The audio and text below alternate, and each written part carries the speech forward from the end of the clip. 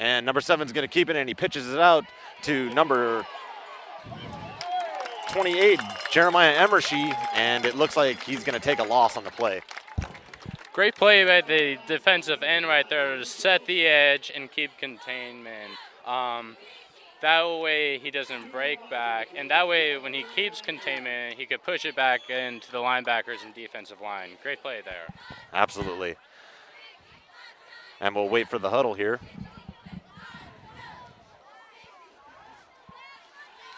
It's going to be critical for Anderson, too, to win the battle of third down and keep that Orland offense off the field. They really struggled last week, not even scoring any points. So let's see if they can capitalize and try to get some points on the board. Right, and it looks like it's going to be about a 3rd and 11 here, and the coach is going to take some time here because he called a timeout and make sure that everybody's on the same page.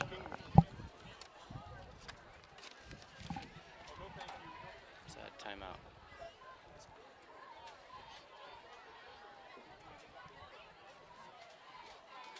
Yeah, Tim Patterson's going to take a timeout here. A little quick coach bio, excuse me.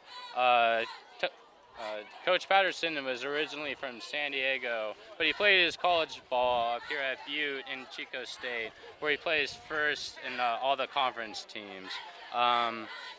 His first head coach job was Linden High School in 03 and 04. So he's really looking around to turn around a program that went 4-7 last year.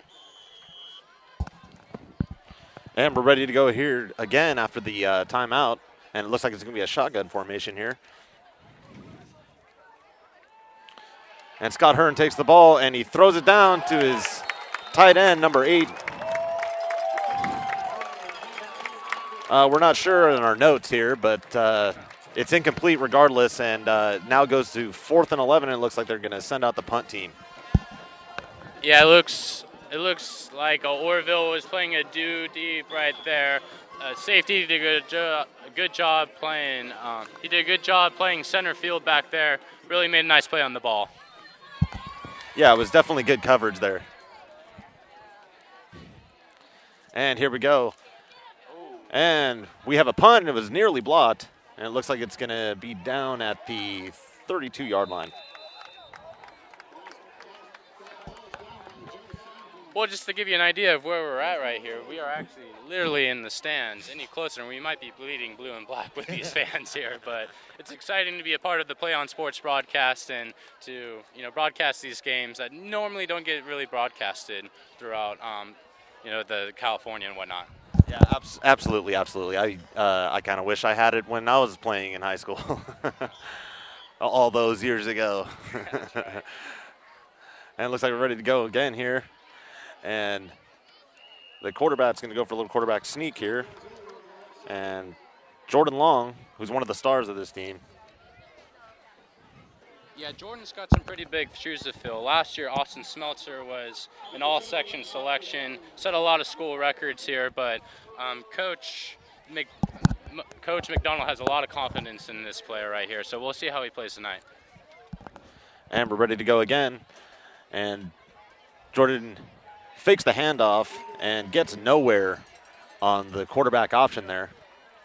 And it looks like it's going to be a 3rd down and just about maybe 7 or 8. It'll be interesting to see if the Trojans go for a pass here, since the last pass was an interception. But you know what? Maybe something short out here to the flat just to get Jordan's confidence going a little bit. Maybe try to pick up that 1st down yardage. And we're getting about 3rd and 7 here. And Long fakes a pass, pump fakes again, and he's got 15, and 15 drops it at about the 30-yard line. He's got to make those plays. Absolutely, and Jordan Long threw a beautiful head fake right there, had the cornerback second guessing, and as a wide receiver, man, you have to have that one next time because that one had 6 points written all over it. Right, yeah. Yeah, number 15, Kavi Ram he had no one to beat. No one to beat. A lot of daylight there, but unfortunately it's going to be a 4th down coming up. And it looks like they bring out the punt team. Looks like they're a little confused out there, not sure what to do. It looks like McDonald's going to be taking a timeout here to figure out what he wants to do here. And we're going to go with the second timeout here. 2 early timeouts here, Frank. That might cost both teams later in this first half. Absolutely.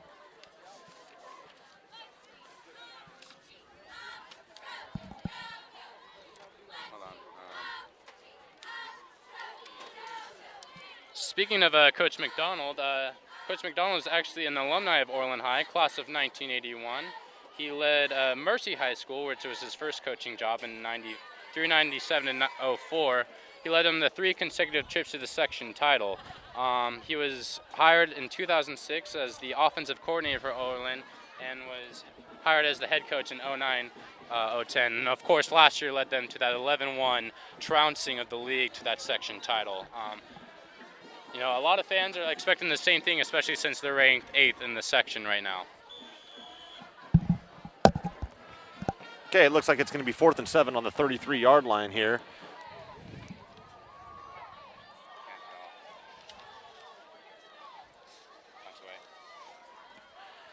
And the punt is away. Oh, and it's a good one. And he's just going to let it roll, and it looks like it's going to get to just about the 18-yard line. Good punt. Yeah, the Cubs didn't have very much going on offense last time. Let's see if they try to maybe get some runs around the edge, get outside of the teeth of that Orland defense.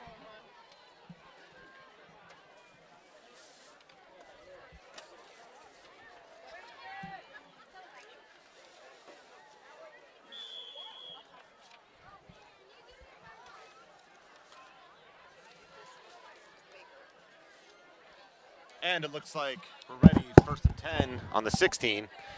And he's going to toss it out to number 5, Angelo Allegretto, and he is stuffed behind the line.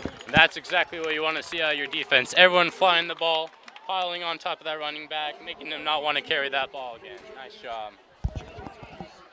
Real good job there. I don't know. That's what I got up.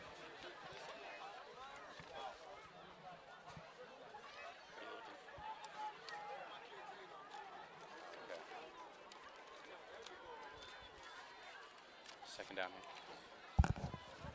Okay, it looks like it's going to be a 2nd down and 12. It's a loss of 2 on the play, and he's going to hand it off.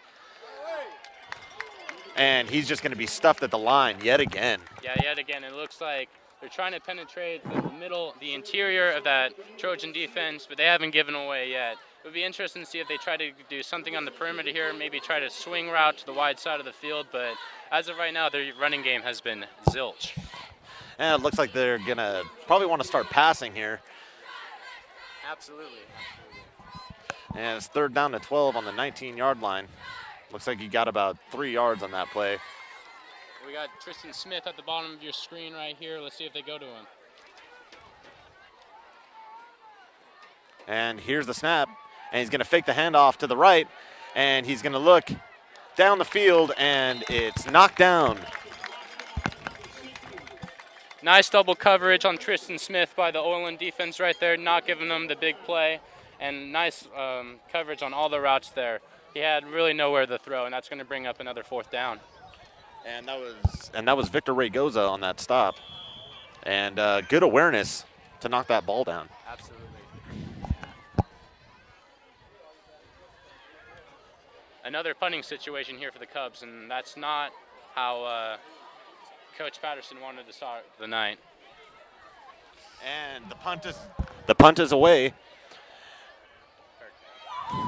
And it's a fair catch down there by number 22, Isaiah Smith. And it looks like they'll take it on, well, just about midfield, 50 at the 49-yard line.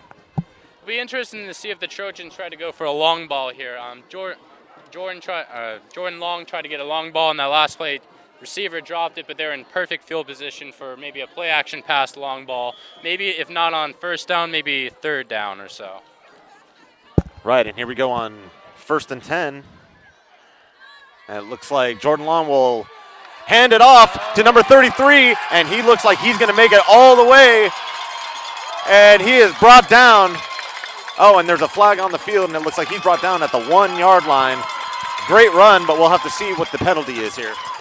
It looks like it could be a horse collar. It looked like the defender grabbed him from behind the back. But nice vision right there. The hole wasn't exactly wide open. Nice vision by Zach Garzoli. Had the nice vision. Hole wasn't exactly there, but read his blockers and has reservations for 6 right now. Right, absolutely. Yeah, it looks like he read the defenders, made all the right moves, and just with his pure speed, made it.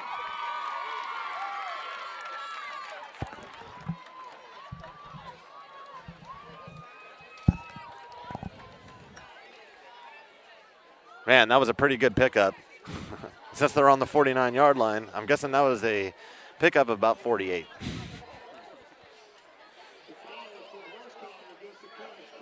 Oh, and it was a horse collar.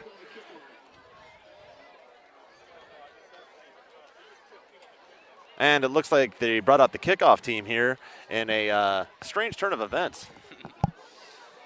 Yeah, maybe the first time this season try to throw something different at the Cubs here, but it doesn't look like anything different.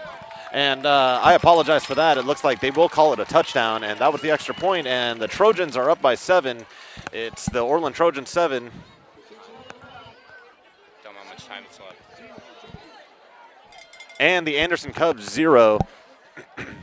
And it looks like we have about 6:11 left to go here in the first quarter.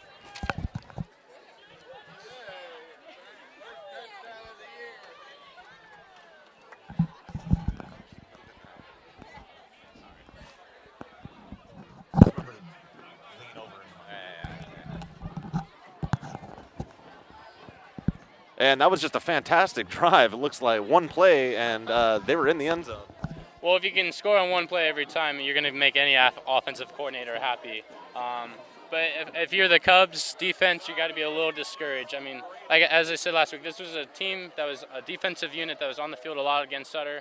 If they're going to have any success, they got to keep that defense off the field and get something going on their offense. Right, and it looks like the momentum has shifted back to Orland after that interception. It looks like Anderson was going to have all the momentum, but they couldn't get it done. And Orland comes back and and they score on the first play. So that's just all momentum there. Right. We'll see how Anderson responds here. It's going to be kind of tough though because the penalty was enforced on the kickoff as well, so they're not going to get too much of a return here. And as you can hear here, we are ready for the kickoff. And the kick is away, and it looks like a long one, and it looks like it's going to go all the way to the track. And I'd say that was a kick about 70 yards there. That kid has a heck of a boot. That he does. Looks like he's going to fill in nicely for Mauricio Zaranda, Orland's star kicker last year.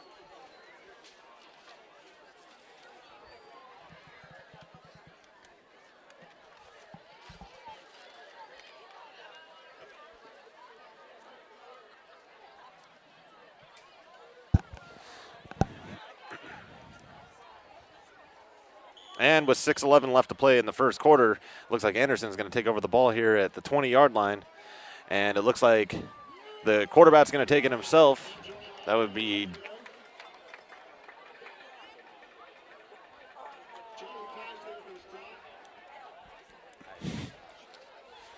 I'm having a little technical difficulty with my notes here.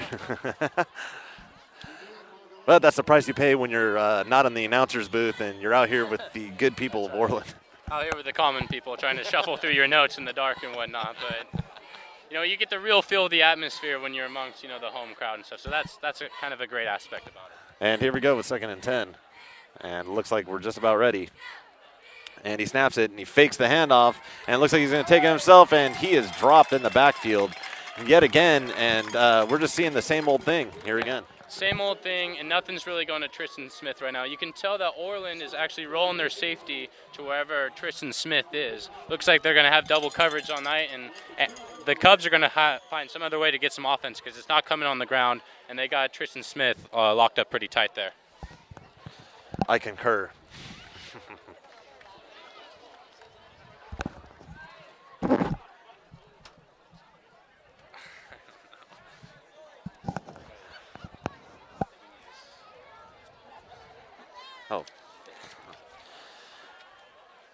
And here we go again. It's going to be 3rd and 9, the ball on the 21-yard line. And 28 is going to be in motion. And it looks like a pass out to number 2, Tristan Smith. And it looks like it's going to be a catch and a first down at the 40-yard line. I apologize. It looked pretty close. Smith made a great effort on the ball. Almost had me fooled as well. It looks like it's actually going to be a 4th down for the Cubs here. And I guess the only option here is to bring out the punt team. Right, and I'm guessing their best bet is to try to convert on 3rd down here, and they're just not getting it done on the field. No, not at all. Third down completions have been 0 at all, and if they want to get any momentum, they have to make more manageable 3rd downs, which means running the ball more effectively on 1st and 2nd down. And it looks like we have a punt. It's a short punt, and it looks like it's going to roll up to about the 40-yard line, and he's going to get nowhere, maybe a gain of 3 yards. That was a nice tackle on the play there by, I believe it was 82, Justin Smith. Oh, excuse me, no, wrong roster. I told you that the stadium lighting here is not at its best when you're up in the galley here with the fans. Apologize for that. It's going to be number 80, Connor McCone, actually, with a nice tackle there. And it looks like Orland's going to be coming on again here, and it looks like they're going to have all the momentum here again with another 4th and out. And here we go, and he hands it off to number 36, and he finds a huge hole there, and they can't bring him down. He's going to go down to just about the 36-yard line. And huge is how I would exactly describe that hole. The offensive line just blew Anderson back off the ball. I mean, give me an ex-offensive lineman, I could probably pick up 8 or 10 yards of that hole right there. Right. And that's one of the team captains, Benito Garcia, on the play. And that was a pretty good pickup there. And it looks like it's going to be 1st and 10 on the 36 here. And Jordan Long looking in. And he's going to hand it off. That was an impressive handoff there because I even missed it. Yeah. Well, it looks like Orland's going to try to play with a little bit more tempo. They obviously can tell that they have the Cubs on their heels, so I think they're going to try to really go for the throat here and try to put this game out of hand quickly. And it looks like we're just about 3:45 here left in the first quarter as Orland takes the ball again with 2nd and 7 on the 33-yard line.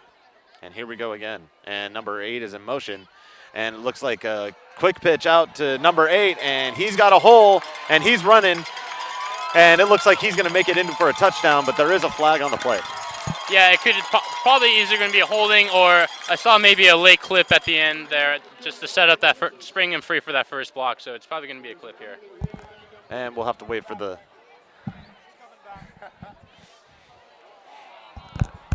even the hometown fans know that one's coming back as well. So.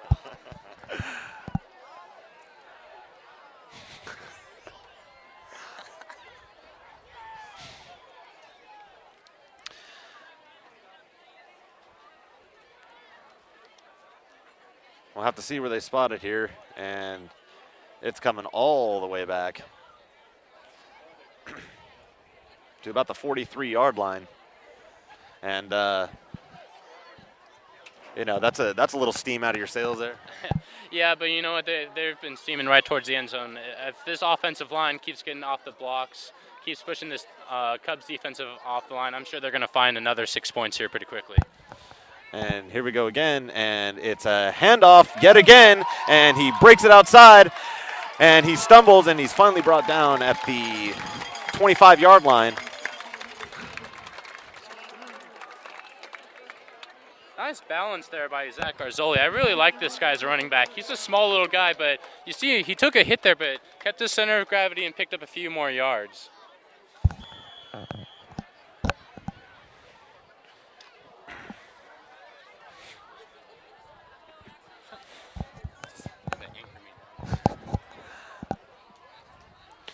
And it looks like they're going to hand it off to number 8, and he breaks outside, and a great block there. And it looks like he's going to go all the way in, untouched. And number 8, Aldrich Rosas, the kicker, has made here a touchdown here, and it looks like it's going to be 13 for the Trojans. Doing double duty tonight, kicking field goals, and you know what? Why not give him 6 as well? So. Right, he'll be making his own extra point. You don't see that very often. Almost like the cherry on top after that play.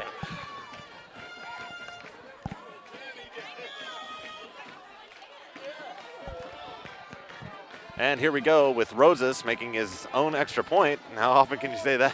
Not very often. And he makes it through. And it looks like it's going to be 14 Trojans. And Anderson Cubs still at 0. About 2:51 left here in the first quarter. Yeah, you can just even tell by the body language of Anderson right now. They're looking a little shell-shocked. They really need someone to rally their team and get them into this game because right now, Orland, Mother Momentum, is rooting for Orland right now, and the Cubs need to get something going on offense because they cannot afford to have that defense quickly back on the field. And I can absolutely agree. I think they need that one big play that's going to shift momentum back in their favor, and and this will be a pretty exciting game. But the way things are going now, Trojans are running all over the Cubs here. Absolutely, and their defense hasn't played too terribly. I mean, the first sequence, they got that big interception. Could have been a big momentum play to start the game, but it's been all Trojans ever since. Right, and it looks like the kickoff team's going to come out here. And the kickoff return. And per tradition here in Orland, it looks like all the fans are going to stand up during the kickoff. And I haven't seen that. I've never seen that. Well, that's a great tradition in high school football. You know, each school has got its own little different thing, but here in Orland, like the stand-up get real loud to get their fans pumped and stuff, and it's great to see. And Rosas with the kick, and it's away, and it's a big one yet again. And he hit it all the way to the track yet again. And this kid is impressive with his leg. He must have played soccer or something. That boy looks like he's on the healthy side of diet of steak and cheese, rocketing the ball into the uprights each time. You know about our kicker. Yeah. Well, if we didn't know about him before, we definitely know about him right now.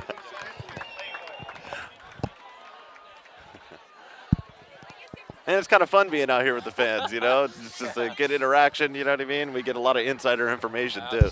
Absolutely. It's nothing like sitting in the actual peanut gallery, you know. It makes you mind your P's and Q's since we are sitting on the home side. So, luckily, they're up 14-0 now with 2 minutes to go in the first quarter. And absolutely right. Okay, here we go with Anderson Cubs. And it looks like the ball's going to be on the 10-yard line. And here we go again, and he's going to hand it off, and he's just going to get just a couple of yards yet again, and this option is not really working today. Not so much. I mean, I understand you got to, establish the run to set up the pass, but the run is not really going for it. I wouldn't be surprised, hopefully, if they could try to spread out the defense here, try to hit those pockets on the outside, maybe attack that zone deep, because right now that inside running game is non-existent. And here we go again, and it's going to be another handoff here, and he gets just a little bit more than the last play, and it looks like it's going to be a pickup just about 3, maybe 3.5 yards. Now this is a big play for the Cubs right here. This is going to be a 3rd and short, a 3rd and 5. If they can, actually 3rd and about 3. So if they can actually get this first down, get a little bit of confidence, once again give that defense a little bit of rest, that's going to be a huge play for them. And just under 2 minutes here as we're waiting for 3rd and 2 here with Anderson, and it looks like Jordan Lawn's going to hold on to the ball, and he's going to get sacked. No, they were not fooled on that play at all, and that's has been the story of this first quarter here. The Cubs try to run the ball. Trojans have been pretty stout on their defense, and that's going to cause another punt. And absolutely right. They have not been able to convert on 3rd down here, and looks like it's going to be about 4th and 2 with no gain on that play with about 1:20 left here in the first.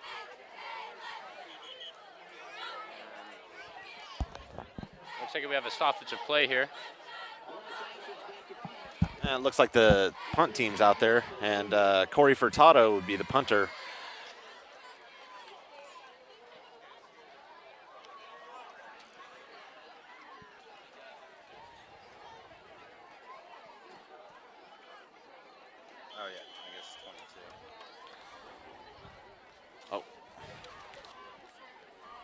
And it looks like Isaiah Smith's going to be back to take this punt. And here we go, punt again, and he's going to take it right at 45-yard line. And he slips one tackle, and it looks like he's going to be brought down just shy of the 35-yard line. Looks like about 33-yard line. It's a good little pickup.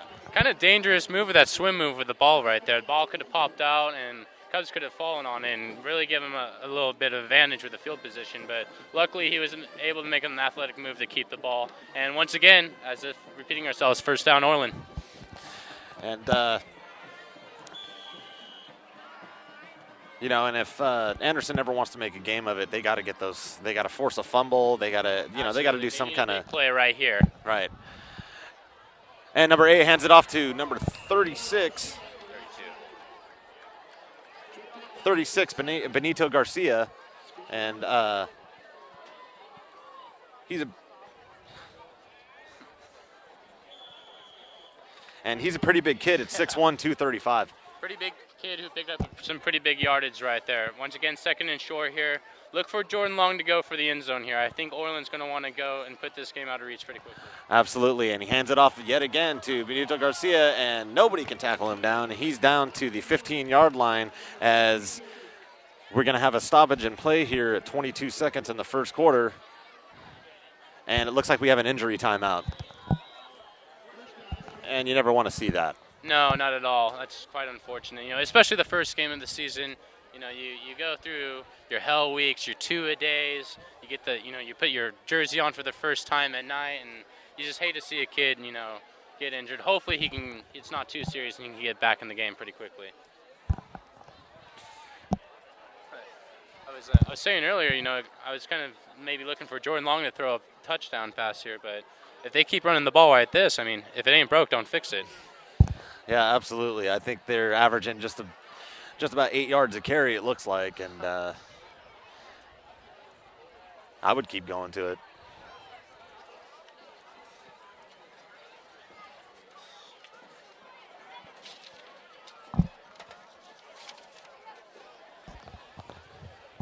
Well, since we have a stoppage in play, do you want to watch more of your school's great matchups, like the game you are enjoying here tonight? Tell your school to sign up for Play on Sports school broadcast program. Excuse me, I'm tripping over my words right now.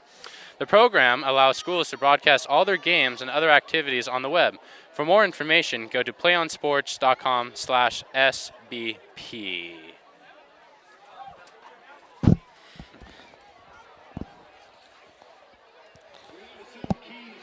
And as you can see, everybody is taking a knee on the field out of respect for the fallen player. And the trainees, I'm not sure what happened on that play. And, we're pretty far up here. Well, just purely speculation right now. It looks like he may have just got either a stinger or maybe even a slight concussion because he's not really moving at all. And hopefully he can get back up and walk off on his own accord. And I'm sure everybody here hopes for that too.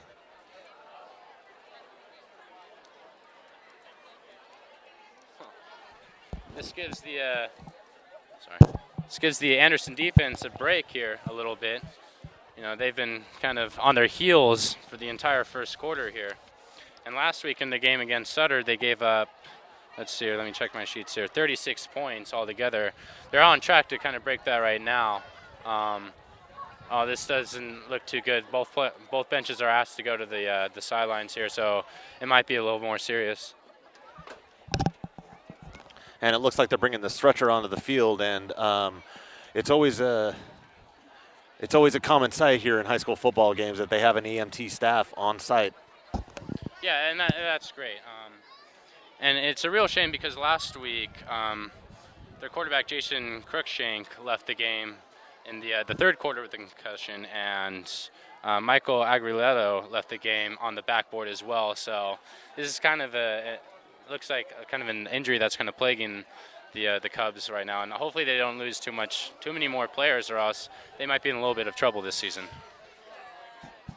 Right, yeah. If they lose any more, they're going to have some Iron Men out there playing both sides of the ball, and as a former Ironman myself, it can take a toll on you about 9 weeks into the season, and this is just unfortunate. You never want to see that.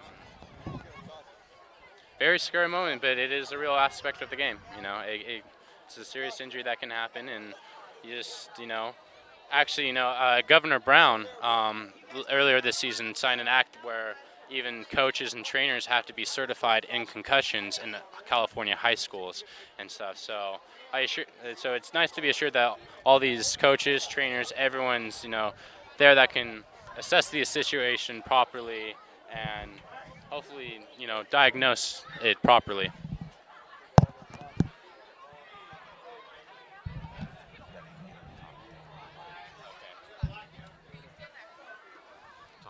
All right.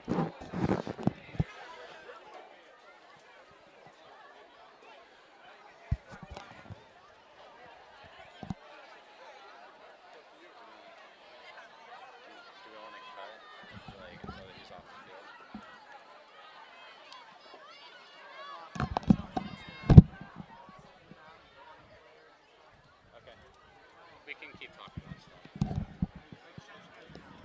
Oh, you did? What? Oh, okay. Just now? Oh, okay, cool.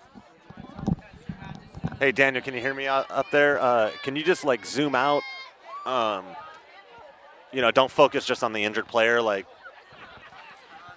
Yeah, try to get the players in the huddle on both sides and everything like that. Is he doing it? Yeah, if you could zoom in on each team, that'd be fantastic. That's from our fearless producer here. Is what I get. Our ragtag team. Yeah. Hey, I'm liking our ragtag team. How am I doing out there? Yeah? Okay. I think I'm doing.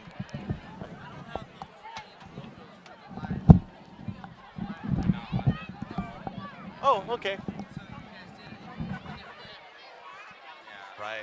Well, we'll just keep that in mind. We'll give updates on timeouts and scores and whatnot. So it's not in the program at all. It's so lame. Hey, do you know where Daniel's coming from? Does he live in Chico? Does he? Yeah, see, you should have got him too. Oh, no, he emailed me and he said that he was right there. Oh, okay. Right, because, I dread the day we're going to have to go to Anderson or Reading. That's a drive I don't want to take. I mean, I could take one person. Yeah. It sucks because I have a truck. So why don't when we come back here and just kind of lead off where we kind of started, like, welcome back to, like, kind of read off your script a little bit. Saying, like, welcome back to Church and Stadium, blah, blah, blah. Yeah, I'm just going to say the vitals and it looks like. And then I can kind of go over what kind of the gameplay, like, okay, Anderson has scored on 2 running plays, one of about 48 yards, the other about 20. Orland opened the game with an interception. Oh, no, excuse me, Anderson. Wow. Firing up the ambulance. That's not good, dude. They might have to take him to Chico. It's the only trauma center. Probably. Close enough, right? Yeah. Chico. Willows doesn't have a trauma center, do they? Neither does Orland. Yeah, they have to go to Chico, huh? Yeah. Either Enloe or... It's got to be Enloe. They're the only ones with the... Is way too far away. Oh, no way. They'd life flight him there. That's scary. Dude, when I was playing, they landed a helicopter on our field. Take this one kid, dude. He was in bad shape. Damn. You can tell he got knocked out, dude, but I think he broke his neck. It wasn't me. It was my safety, man. Safety broke his collarbone, and yeah, I saw him because I was close to him and I ran up, dude, and I just saw him go like this. Like that, and then he, like, his arms, like, Yeah. and then he was just kind of sitting there like that, and then he finally just went, I was like, okay. I was like, we're going to need somebody. And they checked him and everything. He was unresponsive, so they landed a life flight right on the deck. What? Oh. Yeah, me too.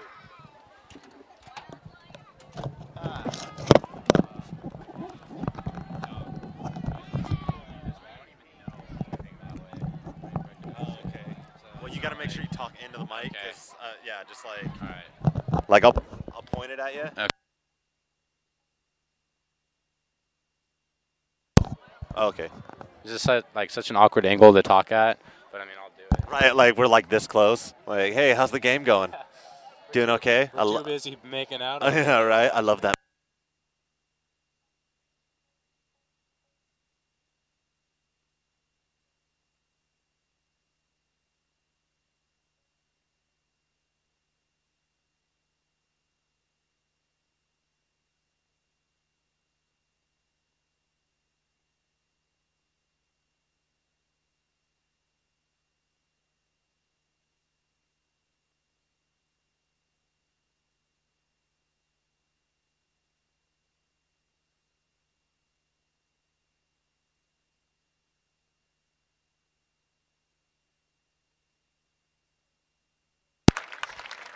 What? Let us know when we're back.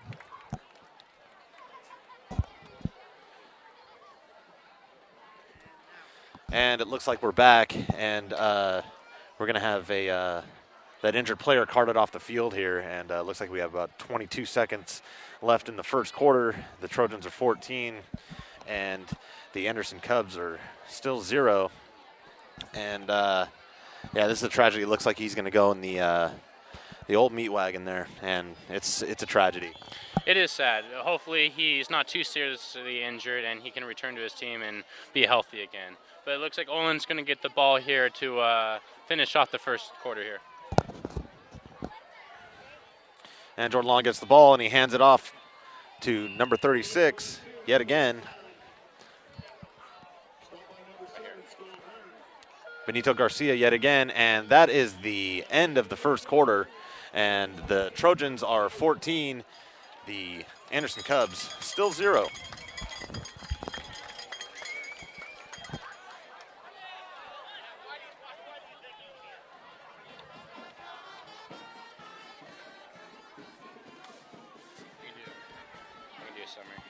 Just to give you a quick game summary here, the Anderson Cubs actually forced a turnover on the Orland Trojans' first possession, intercepting the ball.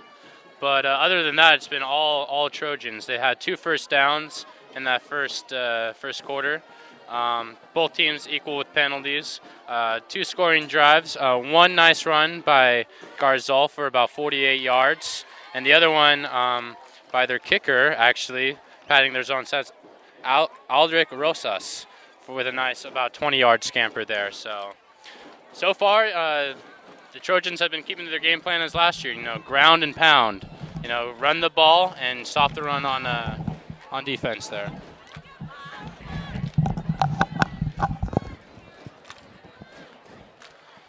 And it looks like Orland will be starting with the ball, starting the second quarter with the ball here at about the 7-yard line.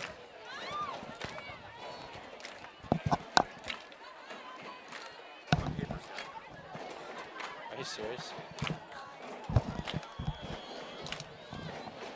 And both teams are going to be lining up here.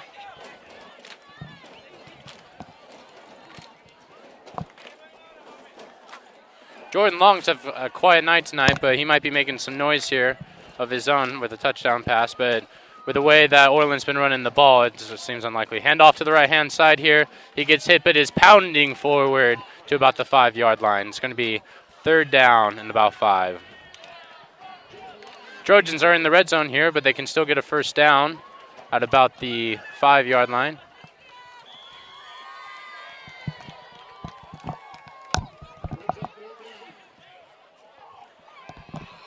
Orland to line up here. 2 wide receiver set.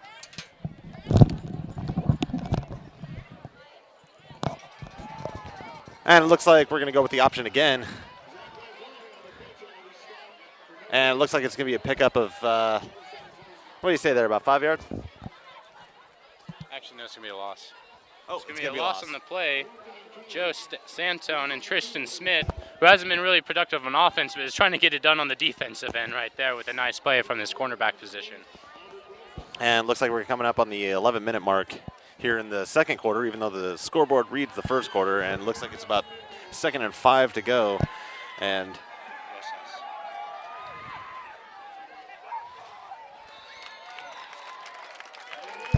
And they're going to kick a field goal, and that's going to push their score 17-0. And just like that, here in the first part of the second quarter, they're up by 2 touchdowns and a field goal. And that Aldrich Rosas kid's got a heck of a leg, I'll tell you what. He's probably going to put this next kickoff at the uprights again. Right, absolutely. And his other leg isn't bad either, because he's pretty much been a star out there as far as the start of the first quarter. And he keeps doing what he's doing. He might be player of the game.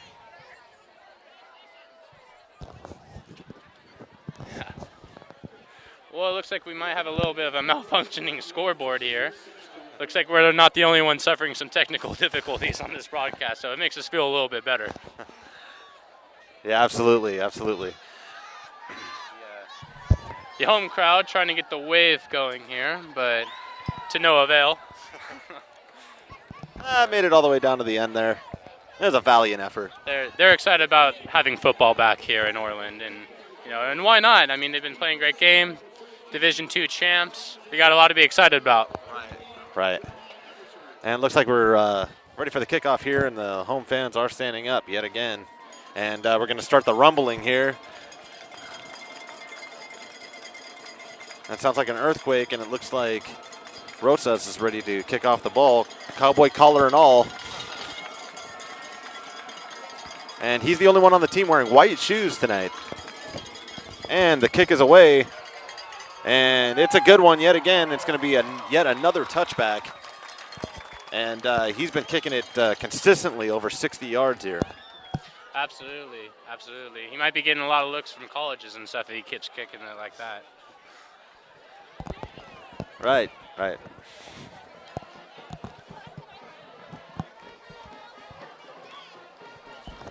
Well, the Cubs have been pretty stagnant on offense so far. Maybe their luck will turn around here in the second quarter, but if it needs to turn around, it's got to be, I would think, right now.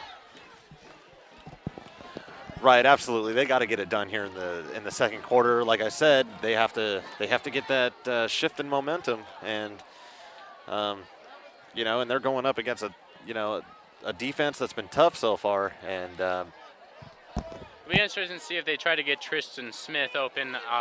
Maybe not, far down routes on the field, but maybe just getting him 5 to 10 yards, getting that open space so he can utilize his speed, move the chains, and throw something different at this Orland defense.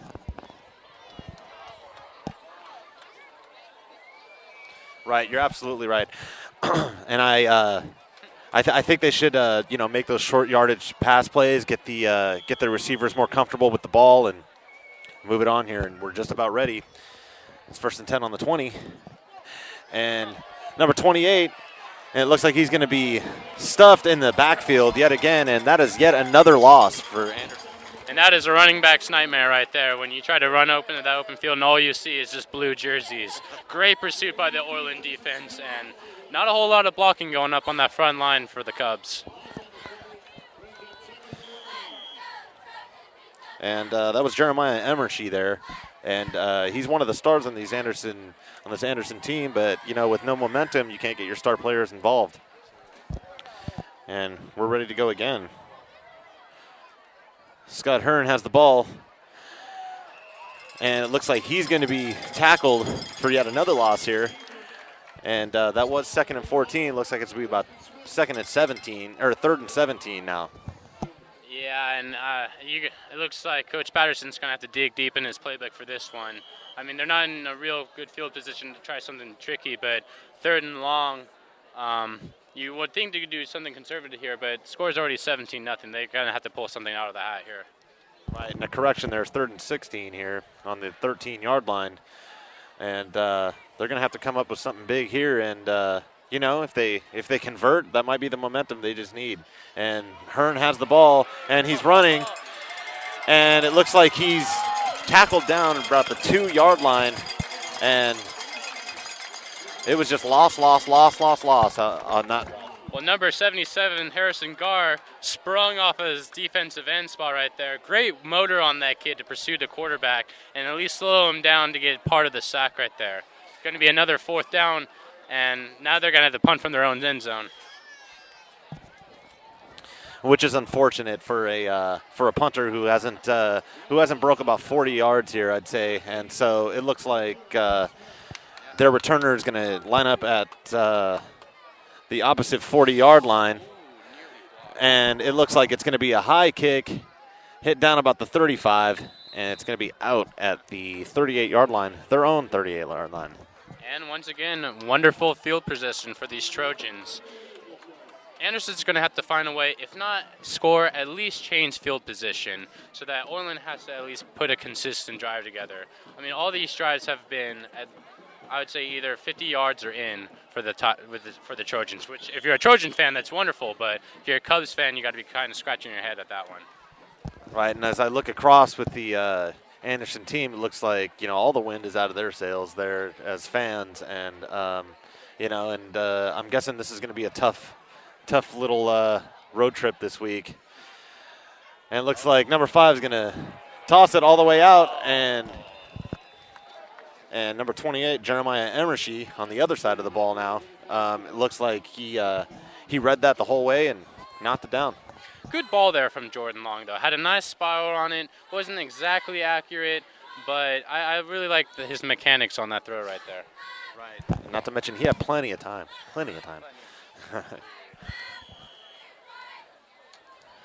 Yeah, this defensive line is just not getting off on their blocks, and they're getting completely blown out by this offensive line, which is statistically smaller. And it looks like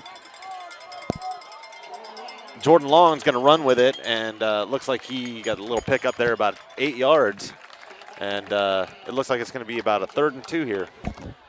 What made that play happen there was Jordan's long read and the great fake right there. He read the defensive end, saw that he was going to crash down on the running back, and pulled the ball to get the extra yards. Nice read.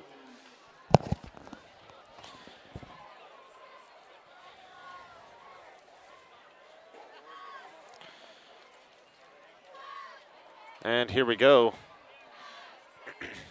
Looks like Jordan Long's going to be in the shotgun position with 2 wide receivers on the right. And he's going to pass again over the middle. Yes, and it's caught. And it's caught by number 2, Arthur Flynn. And that was just a great read, a great throw, and they have yet another touchdown. Another great tight spiral from Jordan Long there, and the Trojans are rolling here at home, 23-0.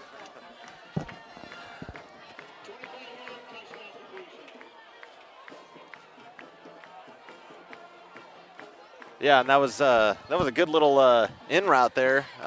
It's showed marks of old Montana to Taylor back in the 80s.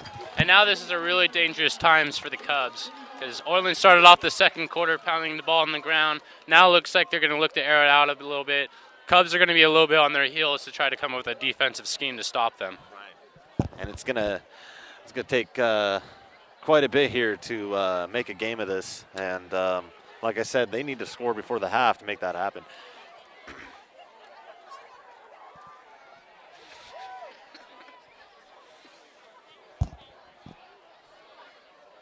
And it looks like the two teams are conversing, seeing what they're going to do here on this drive.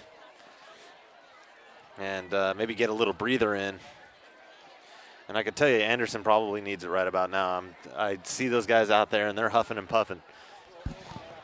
Well, and it's also a confidence thing right now. I don't see, obviously it's hard to be confident 24-0, but there's a whole second half that the Cubs can come out here and really get themselves fired up and get themselves back in the game.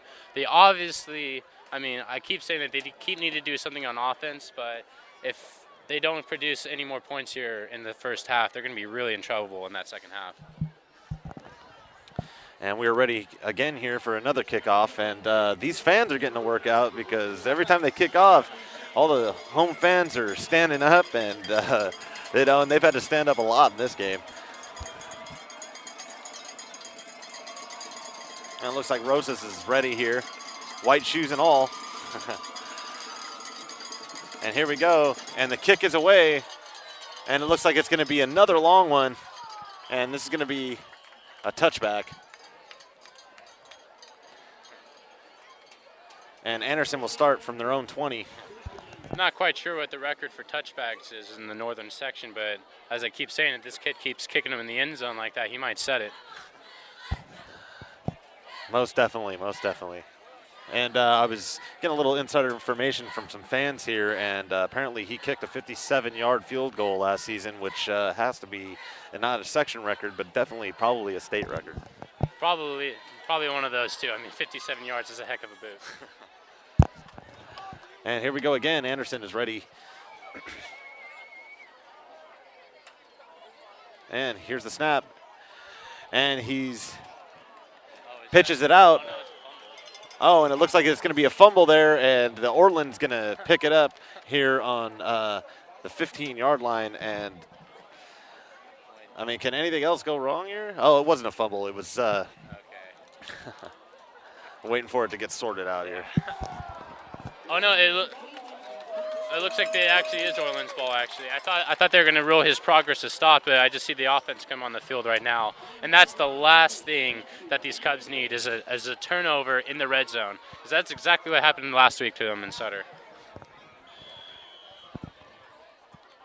And that is unfortunate. And looks like Long is ready here in the shotgun yet again. And 15 is in motion. And he hands it off with a little reverse. And it looks like number 8, he's stumbling and bumbling. And he's all the way down to the 3-yard line. And that's Aldrich Rosas, the leg. And he's showing a lot of leg on that run, carrying defenders down to about the 4-yard line. It looks like we have 7:09 left here in the second quarter. And the ball is going to be on the 4-yard line with 1st and 10.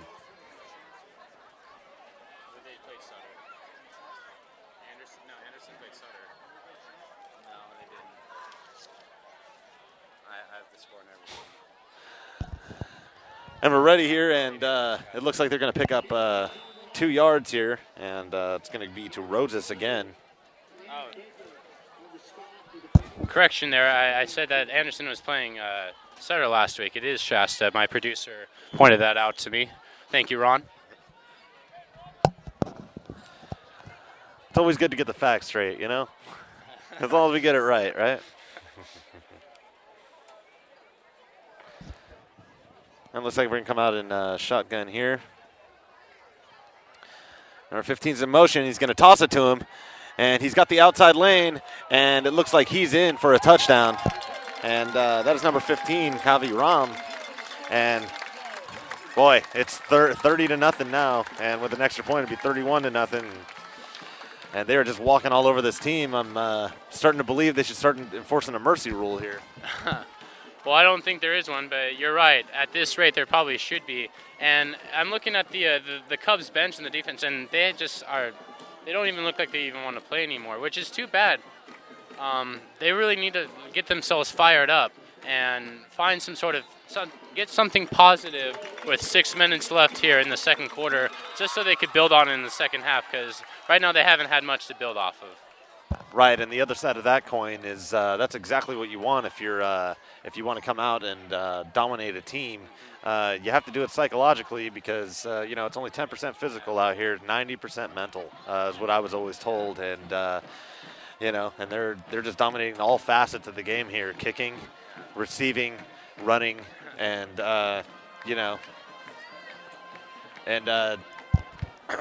Anderson's going to have to get something going here this season if they're going to be contenders and or even have a winning record. Yeah, well, it looks like the Trojans haven't even skipped a beat from last season. Dominating on both sides of the ball, moving the ball on offense, stopping the ball on defense, and even getting a little bit of special teams work in there as well. Right, and it's pretty bad when the only special teams you have in the game is your punt team. You never want that. No. And it looks like we're ready here with the kickoff again, and I'm guessing the Thunder's going to start rolling here any second now. Feel the rumbling in my feet. Is that really And the kick is away. And this one's a little higher, and it looks like it's going to land in the field of play. And number 28 is just going to jump on it, and it looks like it's going to be at the 4-yard line. And do you think that was on purpose? It could be, Orland could be trying to catch, Anderson sleeping here, expecting another touchback, but nice little chip shot right there with a little 9-iron could really fool them right there. Yeah, 900, even a sand wedge there, And it looks like he was into the wind a little bit there. The wind might have caught that football. Absolutely. The wind has picked up here, blowing east to west in the last few minutes. Right. And here we go again. Anderson's ready.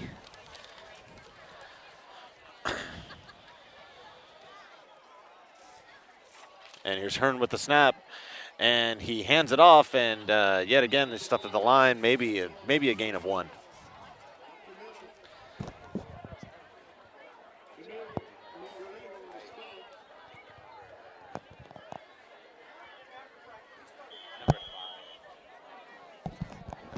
And it looks like that handoff was to number 5, Angelo Allegretto, and it looks like Hearn's here ready again.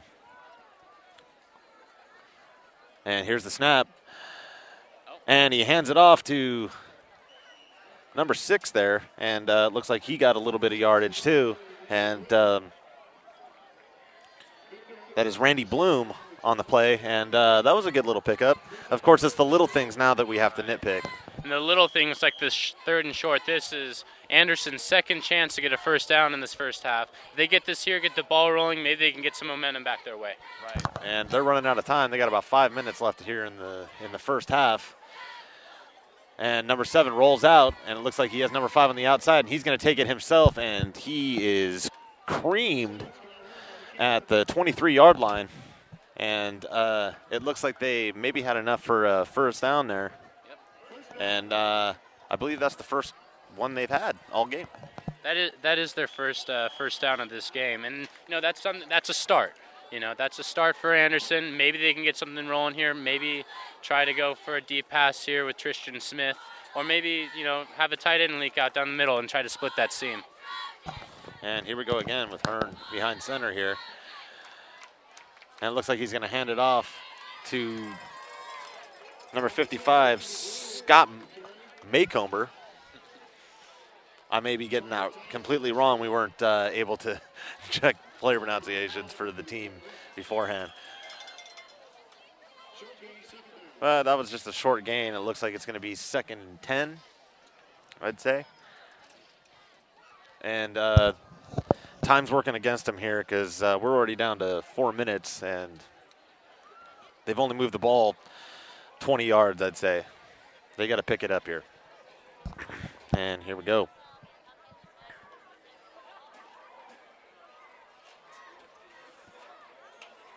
And Hearn with the snap again. And it looks like he hands it off again to Scott Maycomber again. And looks like they're going to have a 3rd and long here again. Yeah, I'm kind of an interesting strategy here. Because maybe Coach Patterson is thinking, hey, let's try to eat some clock a little bit, not get the ball straight back to that Orland offense. But you would have to think once they approach midfield, they're going to have to pick up the tempo because, like you said, tick, tick, tick, there goes that clock. Yeah, it looks like it's going to be about 3rd and 5 here, and it's manageable. You want to keep any 3rd down under 7 yards, and it looks like we have a timeout. And I believe that's charged to Anderson, but I may be corrected on that. No, I believe it was on Anderson.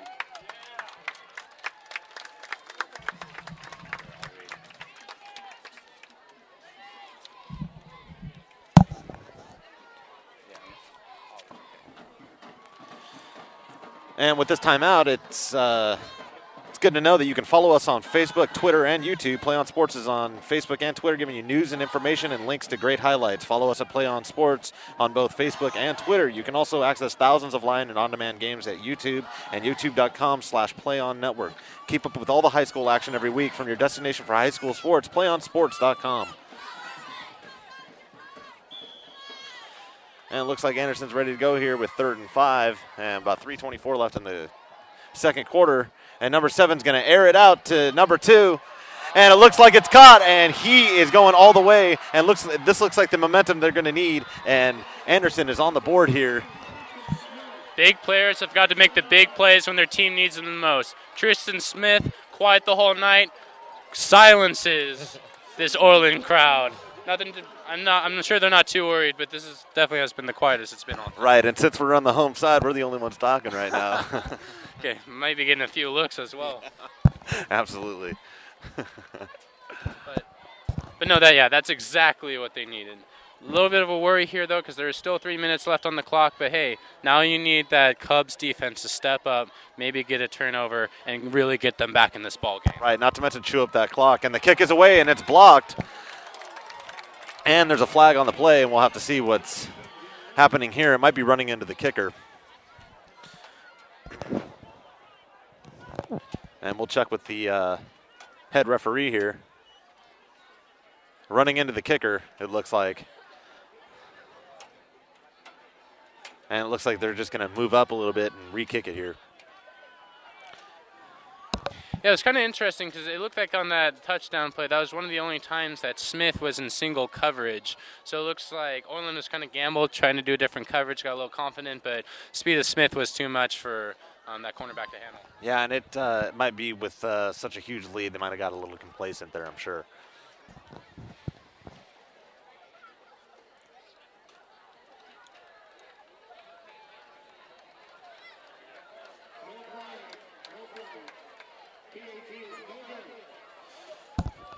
And it looks like there's going to be no penalty on the play after conversing with the referees here, and that's unfortunate because whatever wind they put in their sails with that touchdown, they take it right away with the not making the extra point, and that might be costly later in the game. Right. You always, as a coach, as a player, you always want to see 7 instead of 6 on the board, but that touchdown right there could put the win back in their cells, and who knows, maybe they'll try for an onside kick here, maybe try to shake things up here to in the second half.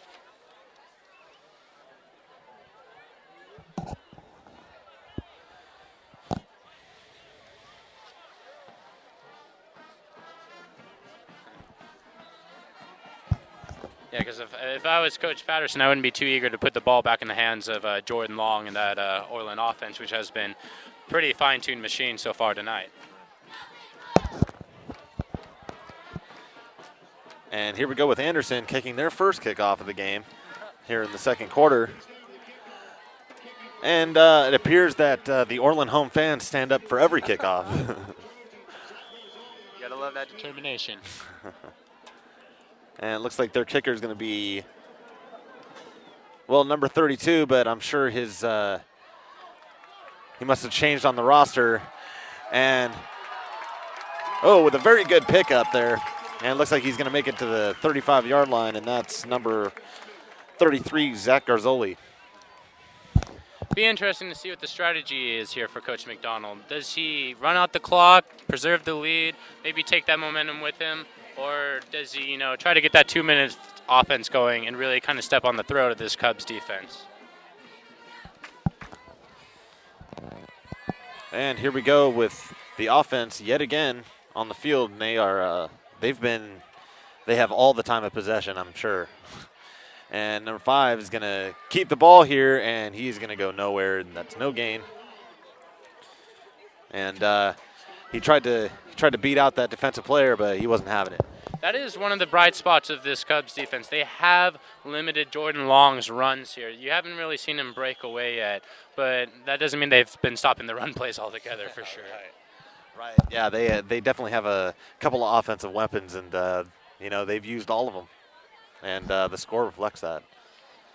And here we go again. Jordan Long looks like it's going to be a pass play over the middle, and nobody's there to get it. And number 28, Jeremiah Emershy with the coverage on that play. Well, it looks like Scott Hearn may have gotten away with a little bit of pass interference there because he did disrupt that route going over the middle, but no call by the official, so it's going to be second down. Dangerous pass, though. Right, and Hearn is also an Ironman. As you well know, he's the quarterback, and he also plays linebacker. And here we go. And it's going to be a long pass out to number 15, and it looks like it's going to be incomplete. Kavi Ram on the play, and he's been one of the stars here tonight, and he looks like he's walking a little gingerly on his left foot there. Yeah, it looks like it, but he made a nice adjustment on that ball to come back, try to make the catch. Couldn't really bring it down, but still tried to make a nice athletic play on it.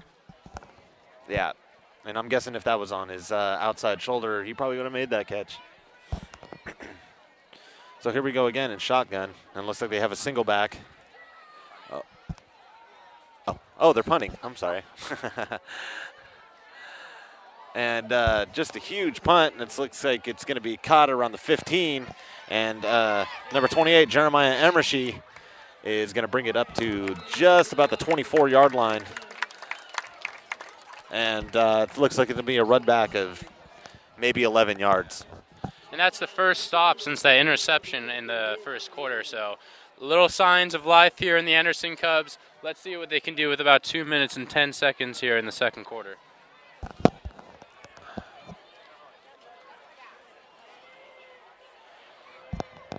And it looks like they're going to spot it about the 23.5-yard line.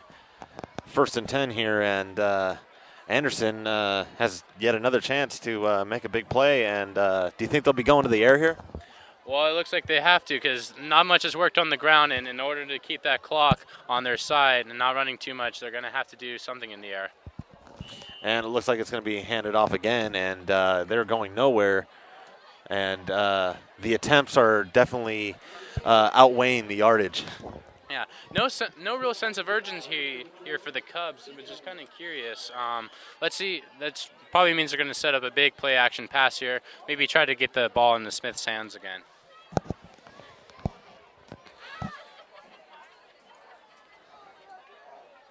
And it looks like Hearn's ready here in a shotgun formation. And the snap, and it looks like it's going to be a pass play, and he's going to toss it out to Emershy, and it looks like it's complete down to the 38-yard line, and that was a nice little pickup. Yeah, that was a nice pass and throw right there. Wide receiver knew exactly where he was to get out of bounds and stop the clock.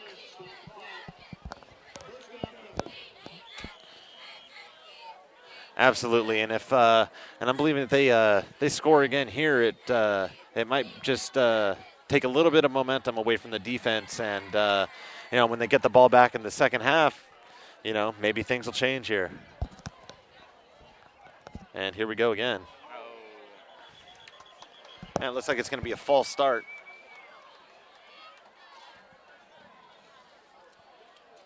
On Tyler Mayer.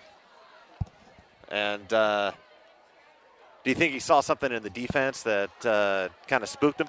No, I think he just got a little too 90 seconds left in the first quarter. You want to make a play. You want to get off that block. I know as an offensive lineman, I got a little anxious and tried to make that, try to beat that defensive end. I think he was just a little anxious on that play.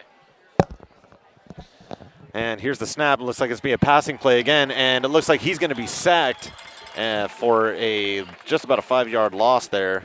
And Hearn's having a heck of a time here, and with just about 1 minute to go, it looks like it's going to be about 2nd down and 15 here. I mean, at this point in the game, they're either the Cubs are either best off either just running the play out, going back into the half with whatever momentum they have, or it's kind of too far of a shot to take a long shot down the field here. So it looks like Coach Patterson's just going to run the clock out here and have his squad go into halftime. Right, and speaking of that, we got about 38 seconds here, and it's running down. And it looks like they're going to probably get off one more play here.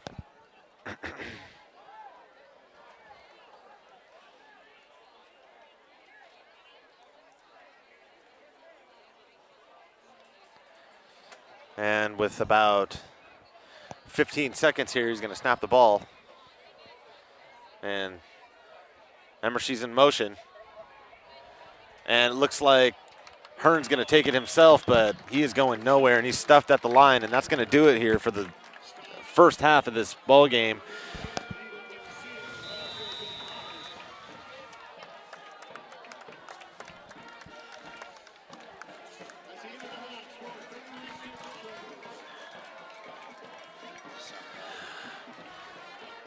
And that looks like it's going to do it for the first half here. And the Orland Trojans are up 31, and the Anderson Cubs are have 6.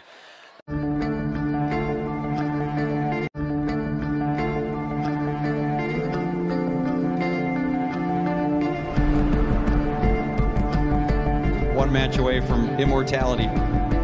This is a total team effort. We're going to try to dictate to you what you're going to do on both offense and defense. We're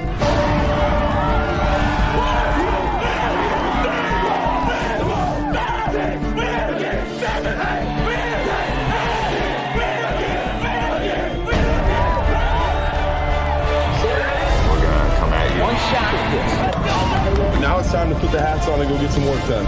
So they're all going to look to make a statement early.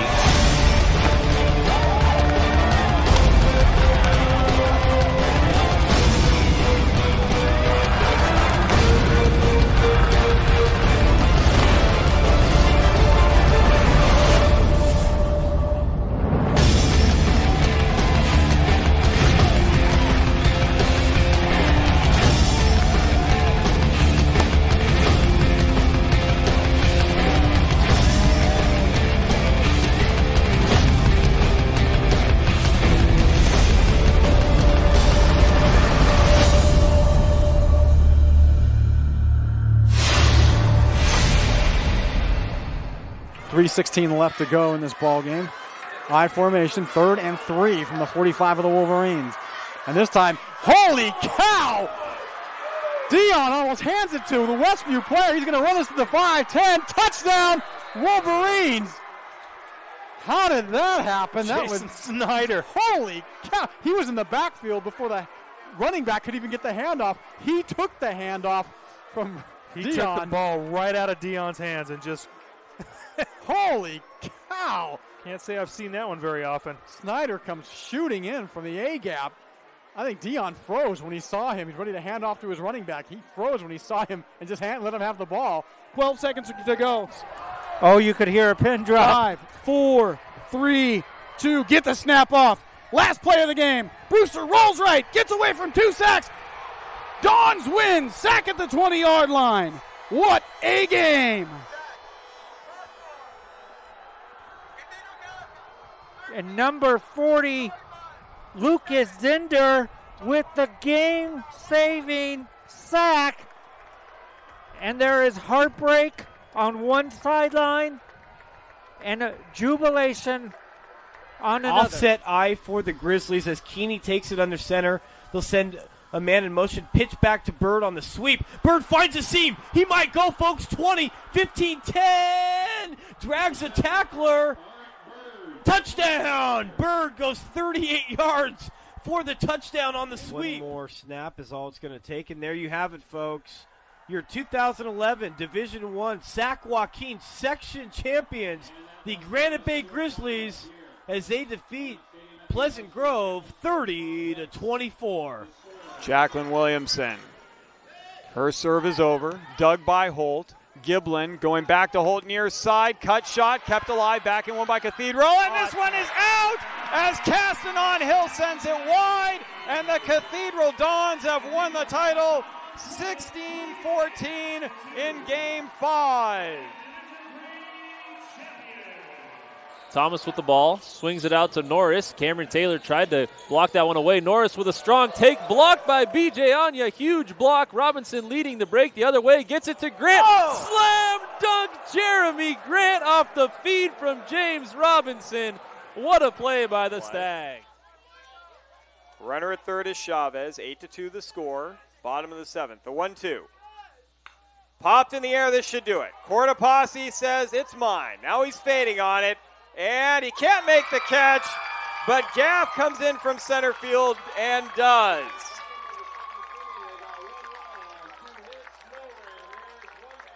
Congratulations to the St. Mary's Rams, a three-peat. They win it 8-2 against Franklin to take the series 2-0. But this is time to run an offensive set that you've done all through the season in practice. Yeah, and also, you get it to your hottest player right now, just like they're getting into Eichhorst right here. He's going to try to create some space, find somebody on the backside that's open. Eichhorst flush out to the right. Oh, breaks free of a player. Eichhorst on his own. Shoots and scores. Bounces the shot home. Kuz can't handle the shot. Eichhorst takes off the shirt and the helmet. And how about that? Alex called it. Eichhorst, after sustaining the injury in the third quarter of play, has scored the game winner with 22 seconds gone in the overtime period. Dogpile on the field. Marin Academy take it. A fantastic finish to this game, and I hope his other ankle isn't hurting after this. Hancock to his immediate left. Two receivers far side, one near side. Hancock on a counter, right side. He's inside the 10. He bounces off a tackler at the 10, the 5. Touchdown, Helix. And behind Hancock, the field is littered with white jerseys on the turf. Wow. Hancock not to be outdone by his fellow playmakers on offense. Put on a show on that short 12-yard touchdown run. Looked like he was down after 3 yards, just threw a defender on the ground. As sophomore Chris Carter sits under center in their tight wing formation. Lycos in motion. Second back through is Freeman. Freeman just knocking people over. Look at him run. Breaks through. 4 tackles. And now it's just a foot race to the end zone. And Freeman's going to go the distance. Touchdown Imperial on the first play of the second half. 2nd and 6 for Imperial from their own 47. They're going to give it to Freeman again off the left side. And Freeman gets by one wave and down across the 40-yard line. Still on his feet. Look at him run down to the 20-yard line. One man to beat. Gets by him. Touchdown, Freeman. How did he do that? Holy cow. 64-yard touchdown run. His 5th of the game. Royce Freeman, ladies and gentlemen, you're about to see the top rushing, and as I look over to our partners at KXO Radio, the top rusher in the San Diego section for the next 2 years. That's just amazing. That is just amazing. They hit him in the backfield. They hit him at the line of scrimmage. They hit him a couple of yards downfield. They hit him again near the goal line. Keep those Lowell fans quiet over there.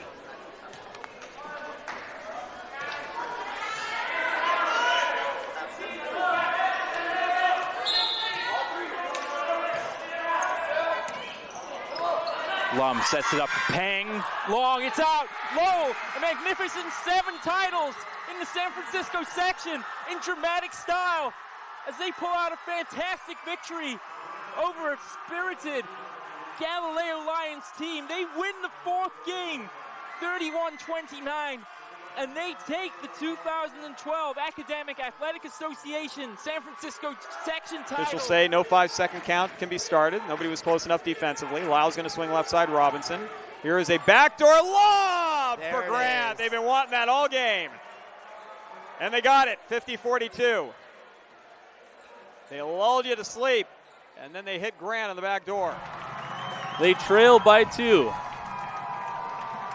McMorrow's kick is on the way, and it is good. St. Augustine has their first lead of the game, 21-20, with 25 seconds to play. The senior McMorrow with a huge kick, not the longest of his career, but the biggest of his career. St. Augustine leads it 21-20. Already lining up. They won't even have to run that one more play. They just acquiesce. Why bother? So there you have it. Your 5-time defending Division III champions, the Cathedral Catholic Dons, running up over and through Olympian 41-0 here from Qualcomm Stadium. Patriots down 21-17. Great ball game here. Dillon taking it, looking right, throwing it up top to Gaines. It will be caught by Gaines. Oh my goodness. It looked like the defender had it, but Gaines stole it away from him. Jason Gaines, are you kidding me, my friend? Oh, boy. It looked like for sure we had an interception by the Tories, but as they both were going to the ground, Jason Gaines just wrestled it away from him. Shane Dillon to Jason Gaines on an 11-yard play.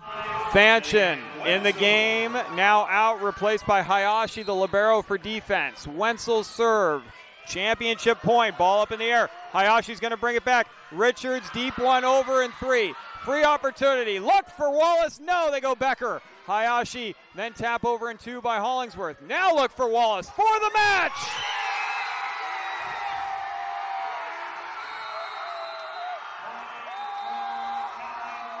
Kathleen Wallace, no better way for the Bulls to finish it than giving it to their senior leader.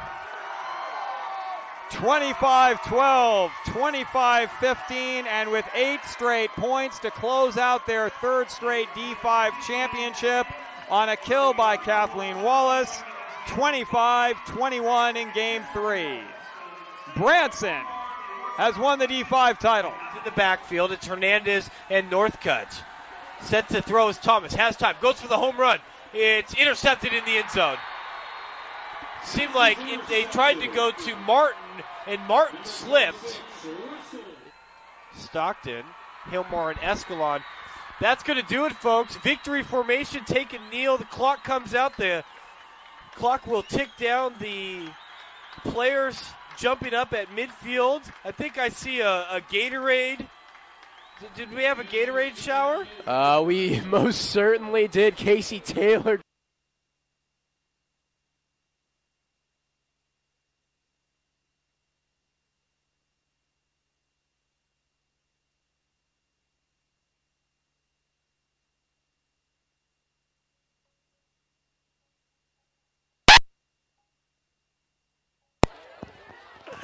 Welcome to the PlayOnSports.com halftime show, coming to you from Roosevelt Field here in Orland, California. I'm Frank D'Arienzo alongside Nick Dobis. Our halftime score is the Orland Trojans 31 and the Anderson Cubs 6. Yeah, it really has been all Trojans this first half. They've been really dominating the running game, and even has shown flares of a really nice passing game as well.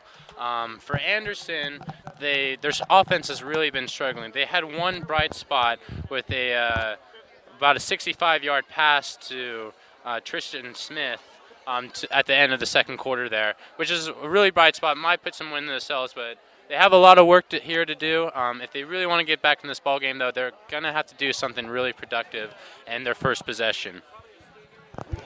Right, and as we look on the field here, it looks like the Orland Trojans are doing a little warm-up exercises here to keep those muscles warm here. So we don't want them to be locking up and getting an injury. Why don't you speak a little bit about the injury that we saw in the first half? Yeah, rather unfortunate. It was towards the end of the first quarter there with a few seconds left.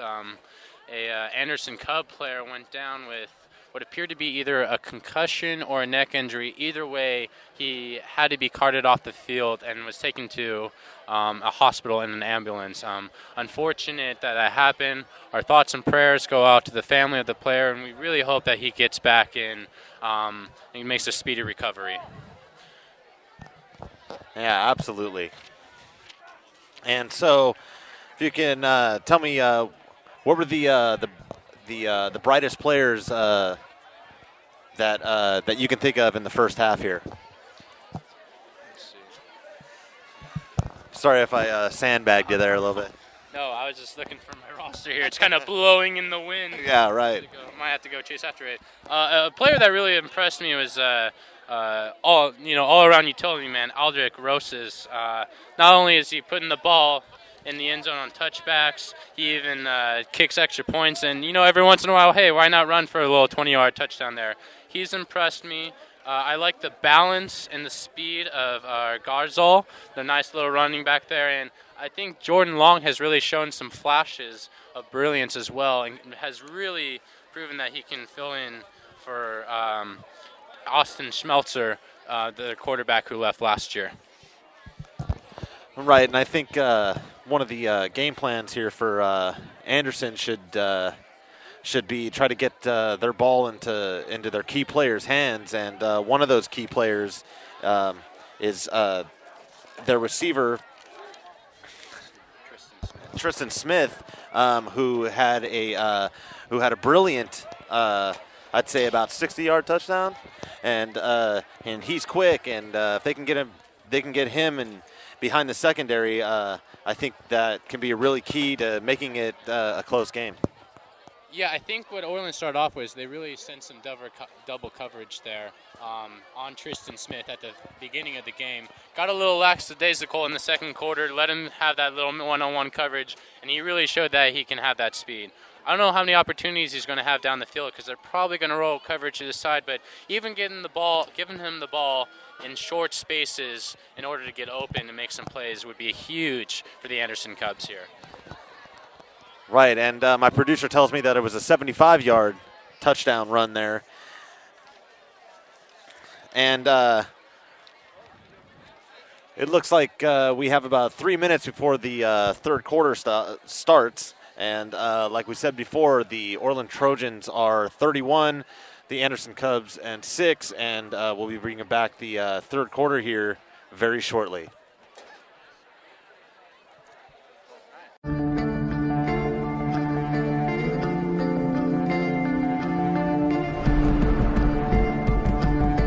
One match away from immortality.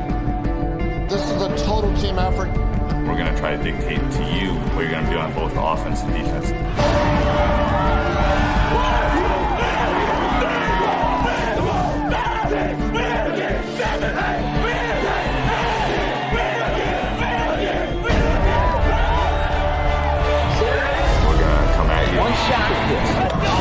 Now it's time to put the hats on and go get some work done.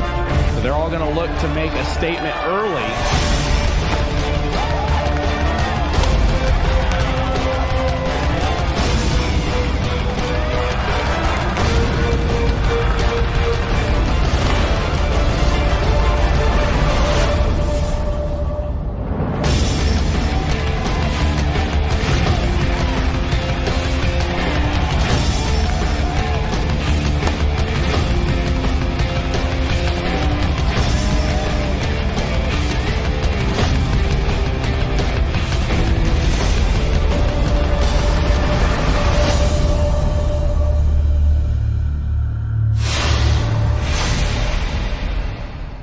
.316 left to go in this ball game. I formation, 3rd and 3 from the 45 of the Wolverines. And this time, holy cow! Dion almost hands it to the Westview player. He's going to run this to the 5-10. Touchdown, Wolverines! How did that happen? That was Snyder. Holy cow! He was in the backfield before the running back could even get the handoff. He took the handoff from Dion. He took the ball right out of Dion's hands and just... Holy cow! Can't say I've seen that one very often. Snyder comes shooting in from the A-gap. I think Dion froze when he saw him. He's ready to hand off to his running back. He froze when he saw him and just let him have the ball. 12 seconds to go. Oh, you could hear a pin drop. 5, 4, 3, 2. Get the snap off. Last play of the game. Brewster rolls right. Gets away from 2 sacks. Dons win. Sack at the 20-yard line. What a game.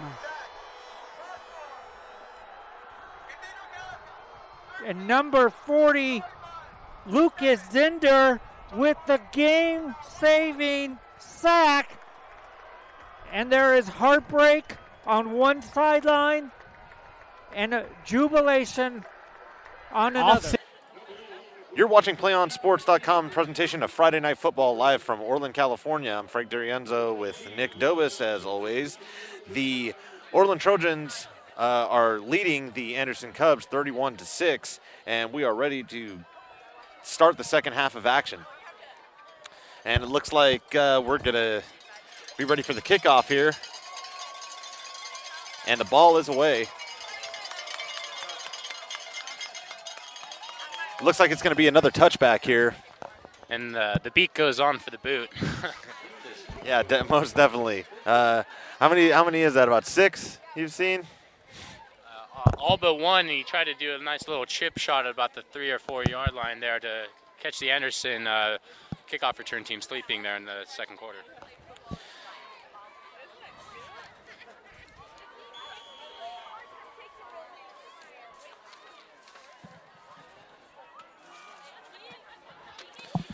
Okay, it looks like Anderson is ready here, and Scott Hearn is ready to snap the ball here.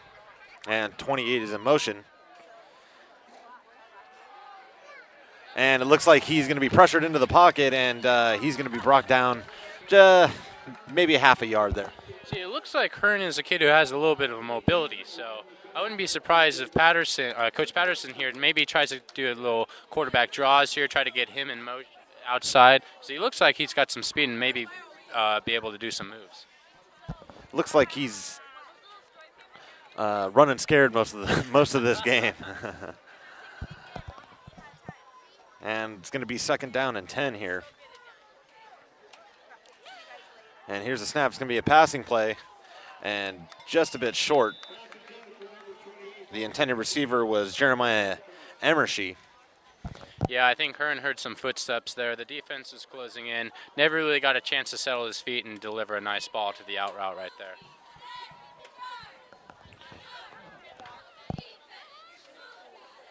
And it looks like it's going to be 3rd and 10 here. And yet again, we're here at a 3rd and long situation. Not a good situation here for the Cubs, but if they want to stay in this game, they have to convert right here. And Emershy is going to be in motion here. And the snap looks like it's going to be a pass play. And he's going to throw it down the field. And number 2, Tristan Smith, has it again, and he breaks a couple of tackles, and he's past midfield to the 48-yard line, it looks like. And that was a pretty good pickup there. Absolutely. We've been talking about Tristan Smith's speed. How about those hands right there on that catch? Able to go through the middle, avoid the defenders, and bring it in for a nice 1st down yardage.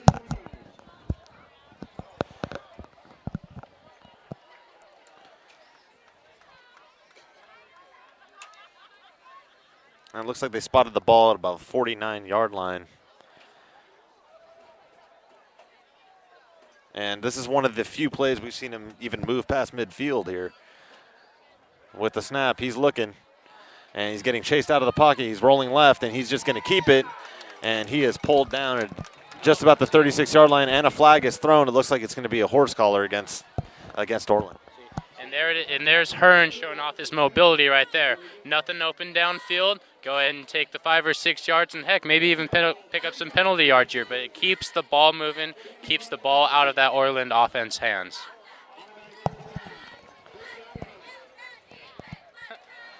And it looks like it's going to be a face mask against Orland, so they're going to march him up about 15 yards, and it looks like the ball's going to be spotted about the 29-yard line. And with about 10:32 here left in the 3rd quarter, and they start the clock again.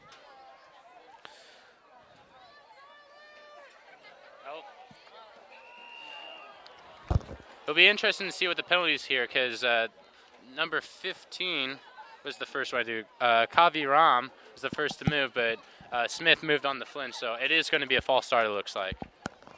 And it looks like they're going to march it back down to the 34-yard line. And as a wide receiver right there, you should be looking at nothing but the ball. Absolutely. And Emershy's going to be in motion here again.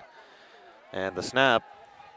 And he's going to throw it all the way, and it was nearly intercepted. That ball was underthrown, and unfortunate there for Anderson, because it looks like they're going to go to 2nd and 15 now. Yeah, really tight pocket there. Didn't have a lot of room to throw it in. 3 defenders around, but kind of risky pass. But, when you're down 31-6, you're going to have to try to make those desperate throws. Absolutely. And it looks like going forward here, they're going to have to get risky because, time is definitely a factor. I definitely like how Anderson has come out in more of a spread offense here. They realize they can't run into the teeth of that Orleans defense, so they're going to try to throw it to win this game. And here we go. A pass play. It looks like a little draw here, and it looks like it's executed, but it looks like they're going to get just about 5 yards on the play. But they're still going to have a ways to go here on 3rd down yet again. Yeah, it's going to be a long 3rd down, but that was a nice play there by Lawrence Alsens, That's what we were talking about earlier. Get your speediest guys into open space in order to get some positive yards. Long 3rd down, but better than 3rd and 15. Right, and I think that's the first screen pass I've seen from Anderson. And I think that's the first screen pass I've seen all game.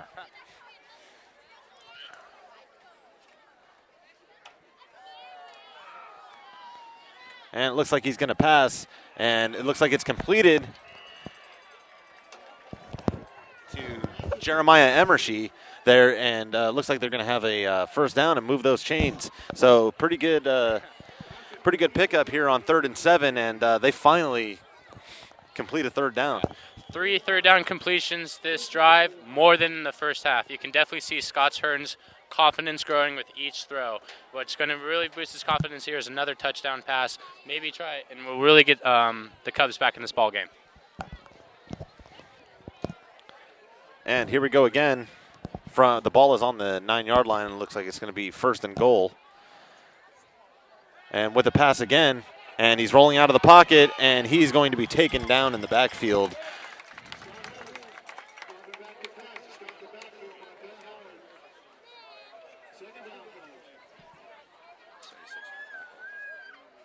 By Ben Howard. And looks like we have about 8:30 left in the quarter here. And they're going to take a loss again, so it looks like it's going to be on the 15, loss of 6. And they really need this touchdown. Yeah. That Orland defensive line has been giving Anderson offensive line a lot of fits, but Orland offensive line has to find a way to power it in, give his quarterback time in order to find the end zone. And it looks like he's going to pass again, and he is devastated. It's underthrown, and it's almost caught by Jeremiah Emershy there, but there was a lot of blue around there. Yeah, very fortunate that ball landed on the ground because it probably very most likely should have been intercepted. I know as a quarterback you want to try to make a big play here, but sometimes the best play is to just throw it away or try to run and get out of bounds and keep the ball rather than causing a big turnover. And with 8:08 left here in the third quarter, it looks like it's going to be a 3rd and 15 here. And yet again, it's going to be 3rd and very long here again. But they're going to try for the end zone here. It's going to be a passing play to the right, and he converts it over the middle, and it looks like he gets down to about the 5-yard line. And that was Lawrence Alcens with the catch. And if you're Coach Patterson here, you have to be thinking 6 points. I mean, your team's already down by a bit. A field goal is not going to do you much good, so expect the offense to stay on the field. Try to punch it in for 6 points. And it looks like that's exactly what they're going to do, so they're going to go for it here on 4th and 5 and try to punch it into that end zone through this very stingy defense, but on this drive has been pushed back a little bit. Let's see if they try to get something going to Tristan Smith on the bottom of your screen right here. And he's going to be sacked on 4th down, and it looks like they're not going to convert. They're not going to convert, and Orland gets the ball back at the just about the 10-yard line there, or maybe even 15-yard line. The Orland defense bent but didn't break there on that drive, and that's really encouraging if you're Coach McDonald right there. If you're the Anderson defense coming up here, you know that at least that offense gave Orland a small field to work, or a long field to work with. Let's see if they can try to get a turnover right here. And here we go. He's going to hand it off through the middle here, and it's going to be a pickup of just a couple.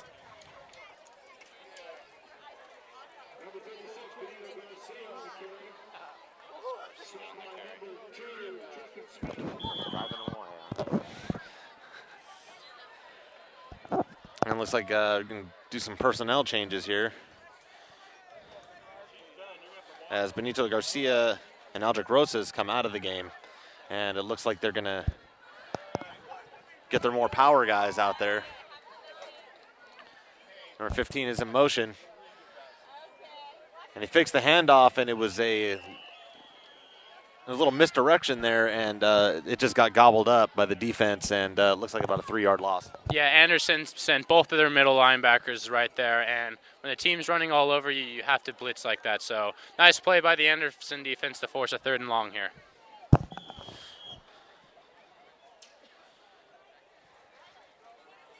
It looks like we're having a couple more personnel changes for Orland, and with a 3rd and 5, looks like they're probably going to go to the air, but the way they've been moving the ball, who knows? Why not? Exactly. And we're going to have a flag here, and I'm not sure if there was a flinch by the offensive line, but could also be encroachment right there. Jordan Long with a hard count, try to get the defense to jump. Let's see how the officials sort this one out. And it looks like it's going to be offsides against the defense. So good job there on the hard count to get the defense jumping, and that's going to make it just about 3rd and 2 here. Yeah, a much more manageable 3rd down here. I imagine Orland's going to try to get the ball, keep it on the ground, especially with a lead like this. And it looks like he's going to pass it out to Kavi Ram yet again, and looks like he's just shy of midfield here, just about 43. What? Oh. And looks like they're going to be at just about the 47-yard line there. Well, so much for keeping it on the ground right there. I mean, if your quarterback's got that hot hand right now, why not throw it? He was wide open on that play, and it looks like Anderson was thinking the same thing I was right there. Absolutely. And here we go at the 47-yard line, 1st and 10 for Orland. And he fakes a pass out left, and he's going to go deep again to Kavi Ram, and he makes the catch, and he's still running, and he loses the football. And it looks like it's going to be a fumble and a touchback. And number 2, Tristan Smith, came up with the fumble recovery there, and that is just a devastating play there. No, I believe that was Lawrence Alson's actually right there on the coverage. Heads up play, didn't give up on it even after the miraculous catch right there. Really heads up to strip the ball and fall on it in the end zone. And that's, once again, could be a huge momentum play to get Anderson back in this game. But with 5 minutes left, they're going to have to get something really cooking here on offense. Sure thing. And with the fumble recovered in the end zone, that's going to bring a touchback, so they're going to bring it back out here to the 20. And another opportunity here for Anderson. And time is running out, and it's diminishing by the second here. Well, that could have been the real backbreaker right there for Anderson. But like I said, the kids are putting up a good effort still, and hopefully they can keep making some more plays to stay in this game. And it looks like Scott Hearn is going to be sacked right there for a loss. Just about 4 yards, I'd say. And it's going to be a 2nd and 14. And this has been the going theme. They have to get better yardage, and they're just not getting it. And, it's going to be a 2nd and 20. And what do you do from here? Well, I mean, maybe you can try to set up a draw play here, but I obviously try to get some better yards for 3rd down. And it looks like they're going to hand it off to the stingy defense, and he's going to go nowhere, and it looks like it's going to be about a 3rd and 20 now, and that's not very manageable there. Yeah, and there's not too much in the playbook for this 3rd and 20 backed up in your own red zone, especially with an Orland defense that knows that you're probably going to be throwing the ball here. So, I mean, maybe your best bet here and try to prevent a huge turnover would be either to do a draw play or, I don't know, let's see what Coach Patterson pulls out of the hat here. Maybe he's got something tricky up his sleeve. Right, and with this 3rd and 20, it's going to be about 3:44 left on the clock here in the 3rd quarter of this game. The ball is on the 12-yard line. And Emershy is in motion again, and it looks like a pass. And number 8 comes down with it with a beautiful one-handed catch, and they are going to rule that a catch, and I believe that is a 1st down. That was an incredible play. Just when you think these Anderson Cubs are down, they're not out. They keep finding ways to make plays. Unfortunately, it's not translating on the scoreboard, but, man, they have not really given up yet in the second half.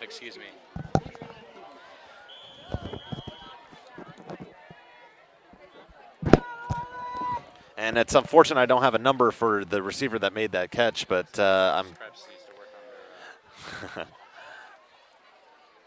And it looks like he's going to roll out right, and he's going to pass it. And he was going for number 8, yet again there, but it looks like it was a little overthrown. He put a little pepper on that one. Yeah, a little too much pepper, but that is a tough throw for a quarterback, especially a young one. Rolling right and then throwing all the way back to the left-hand side of the field, that's a tough pass to make. Right, and it's an ill-advised pass if you ask any football coach or quarterbacks coach. And the reason for that is because the safety can pick that up and has plenty of time to get over there and make a pick.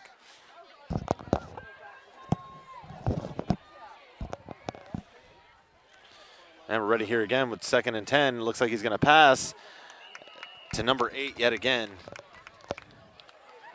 And it's incomplete right off his hands.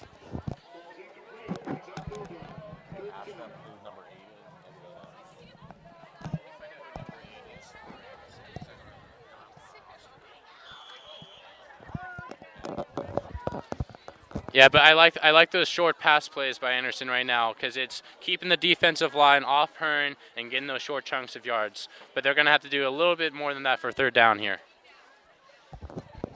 And we're ready here. It's 3rd and long yet again on the 31-yard line. And Emershy is in motion here.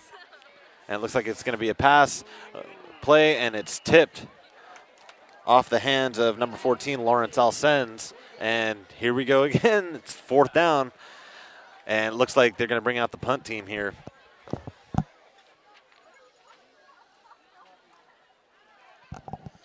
Yeah, I know time's running out for Anderson here, but at least hopefully they can get a good kick here, switch field position so Orland can work from a long field. Right, and contrary to the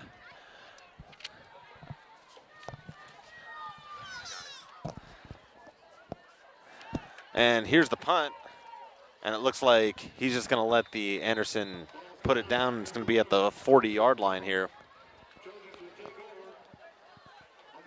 And so the Trojans will take over here with 2:41 left in the 3rd quarter. And the Orland Trojans are 31, Anderson Cubs are 6, and contrary to the scoreboard, this has actually been quite a good game here. It's been a pretty entertaining 3rd quarter here. Not so much at the start of the game, but you can really tell that Coach Patterson fired up his team at halftime just at least to play a little bit better and just to try to get back in this ball game.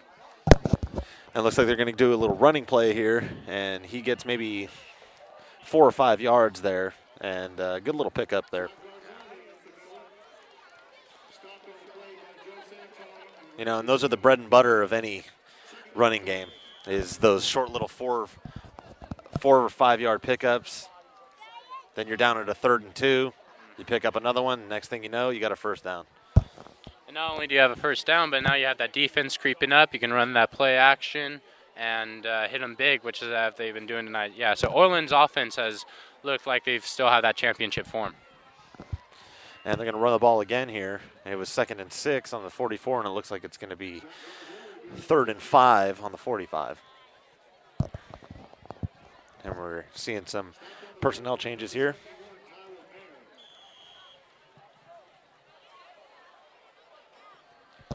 Yeah, you got to tip your hat to the Orland offensive line. The offensive line doesn't get a lot of love, a lot of credit, but they put in the hours today, and they should earn that paycheck, whatever that may be.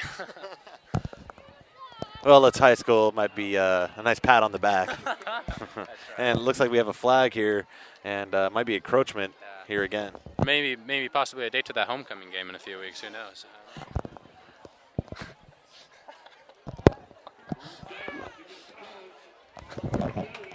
Play for play.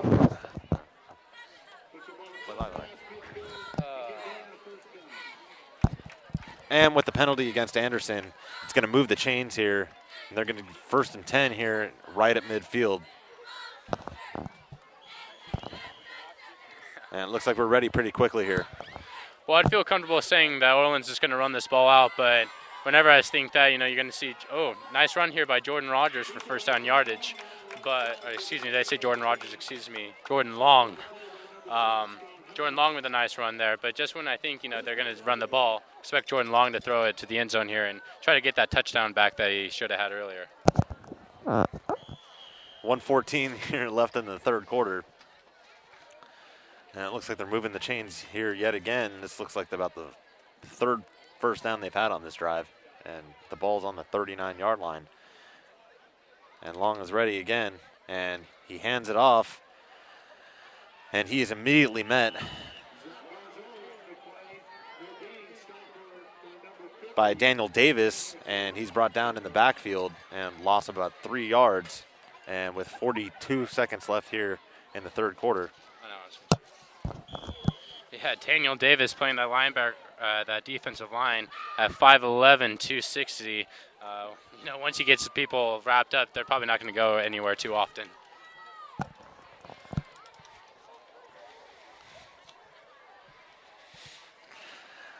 And Long with the pitch outside.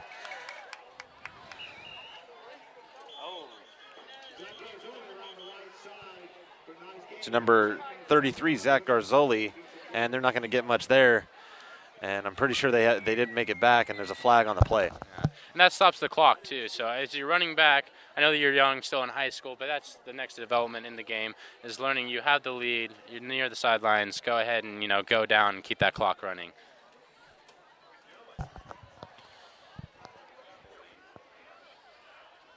And the penalty is going to be holding against the Trojans here. And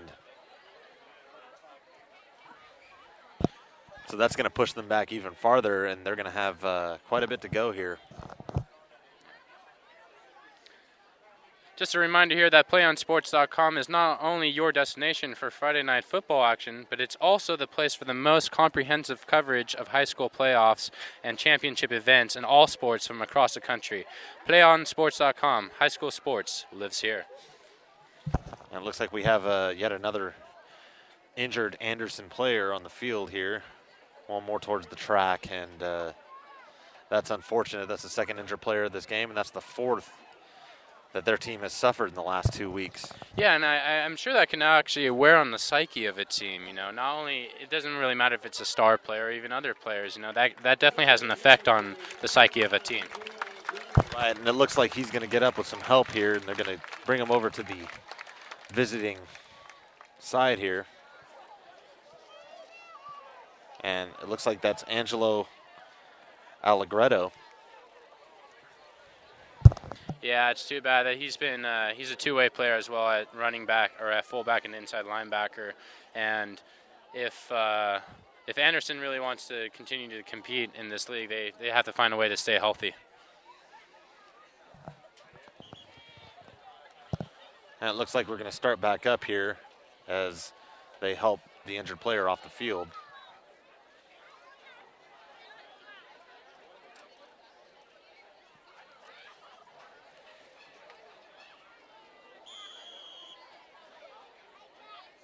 And with the whistle, we're going to get underway here.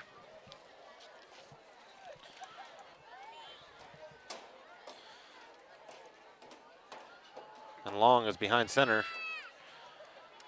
And it looks like it's going to be a fake pitch to the left. And a long pass incomplete to Kavi Ram. And we've called his name all game. Yeah, he's been quite the player for the Trojans here tonight. Been catching balls, making it all happen for them. I really like that play, with the fake pitch and roll the tight on right. I like the decision making by Jordan Long. I think he got a little too excited on that throw when he saw that wide open receiver, which can happen with a young quarterback. Yeah, when you try to press like that, it's hard to make accurate throws. And here we go. Jordan Long's going to roll out to the left, and he's going to pass it up and overshoot his man, Zach Garzoli.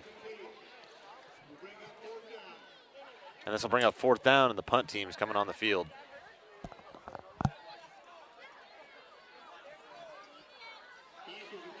The unit for the Trojans we haven't seen too much on the field today because the offense has been clicking pretty smoothly.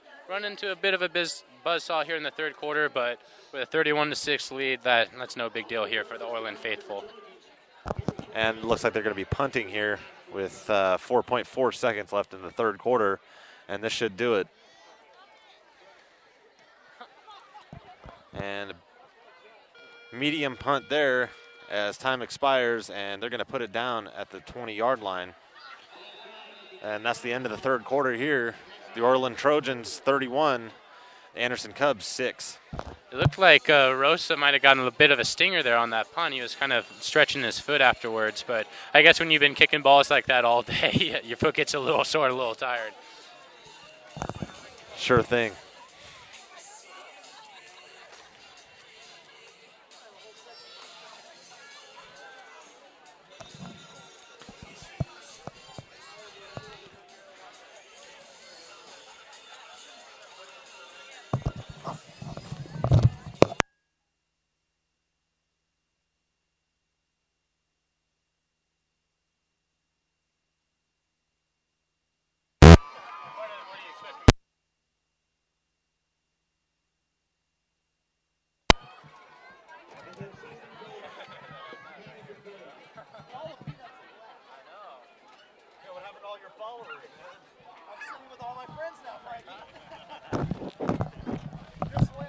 Yeah, sure.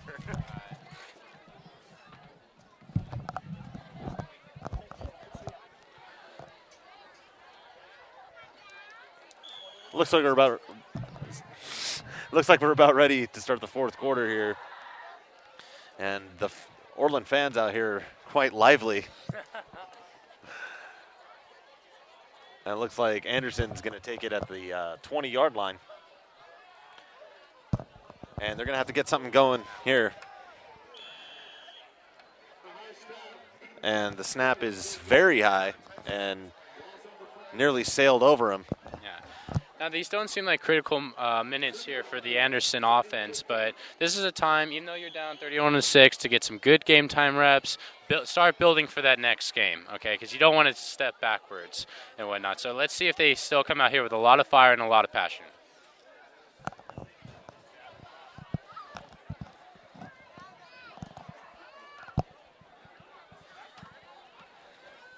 And with that, we're ready again here.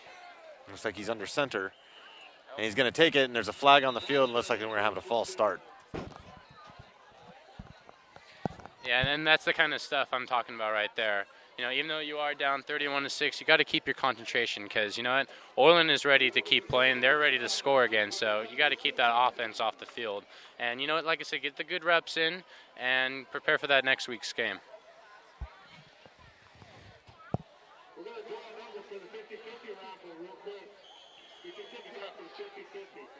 As Anderson huddles up here, looks like they're going to have to game plan here because they're looking at a 1st and 20 here on the 10-yard line. They're in a 4-receiver set. And Emershy is in motion yet again. And a little quick pass out to his running back, and it looks like he's going to get right back to almost the 20-yard line.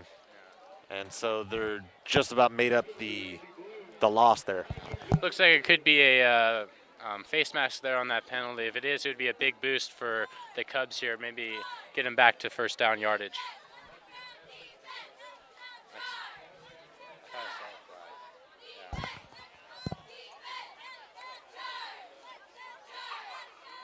And it looks like it's going to be a face mask against the defense.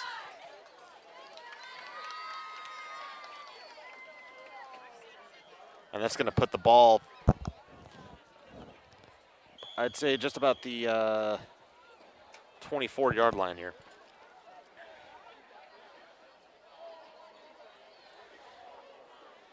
And now Hearn doing some communication with his players, and he's ready for the snap here in a shotgun. A high snap again. He looks like he's going to pass it all the way down. It looks like it's going to be overthrown by everybody. And Tristan Smith was his receiver on that play. And Aldrich Rosas was with him every step of the way on that one. Yeah, they tried to get Smith open on that play. Jeremiah Emersy tried to lay a little, like a screen block in the open just to try to spring him loose, but had him open, but just couldn't quite make the throw on that play.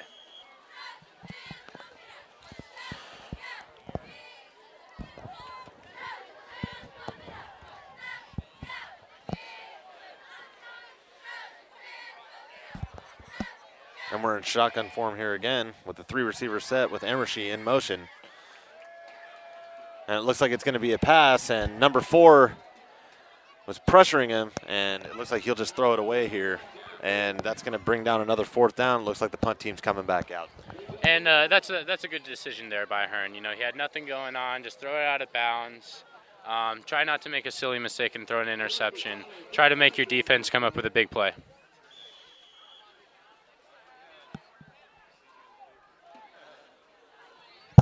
Looks like it's going to be a 4th and 7 here on the 23-yard line. And it looks like they might be going for it with 10:19 here in the 4th quarter.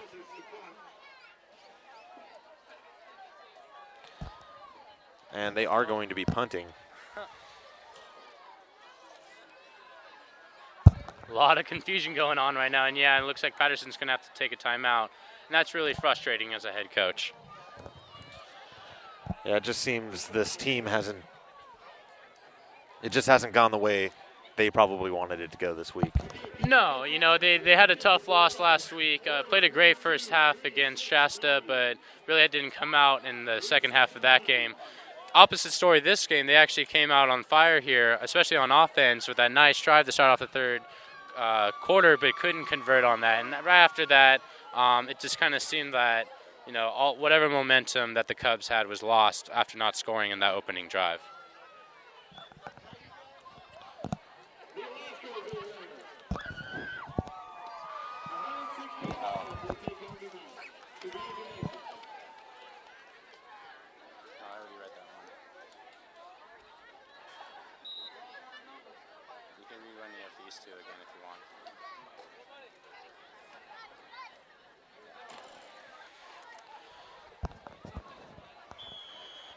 And it looks like the timeout is completed, and they're back on the field here.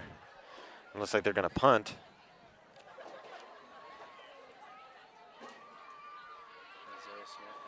And it looks like Isaiah Smith is back to get it, and he muffs the punt here, and he picks it back up with a great play. And it looks like he's going to beat everybody, and he's going to step out of bounds here at about the 31-yard line. And that was a pretty decent little return there. Yeah, that was a really heads-up play there. That's kind of one of those plays that makes a head coach kind of crazy, but when you have an athletic player like Thomas like that, it's a great play. And unfortunately, it looks like we have another Cubs player down on the field.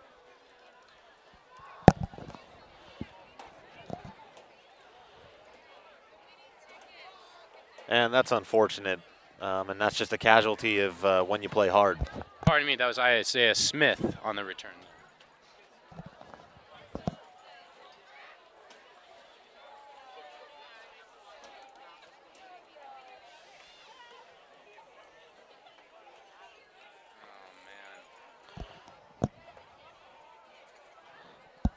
Yeah, and injuries are going to be kind of rough for this Anderson team because they don't have a very deep team. They only field about 27, 28 players on their roster, and that roster keeps dwindling down. They're going to have a tough time being successful this season.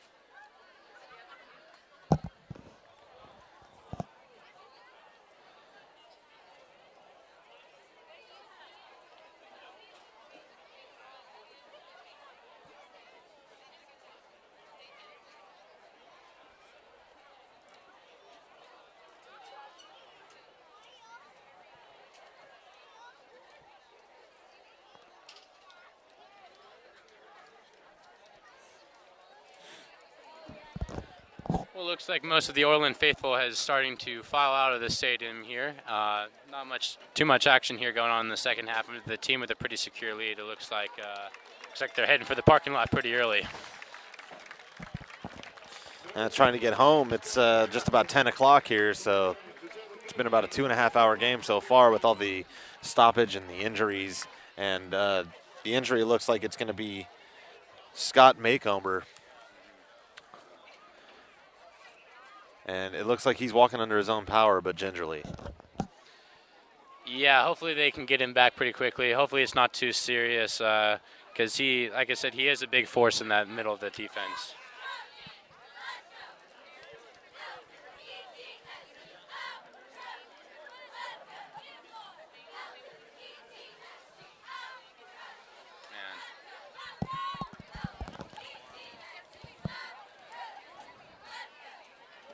And as they take the injured Cub off the field, looks like we're ready to go here, and Orland has a 1st and 10 on the 30 with about 10 minutes left here in the fourth quarter, and time is running down.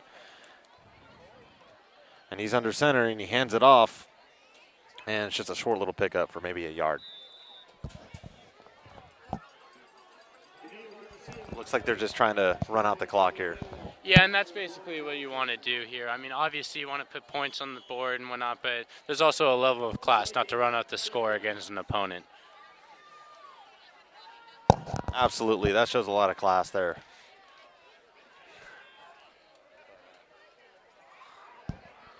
And we're ready again here.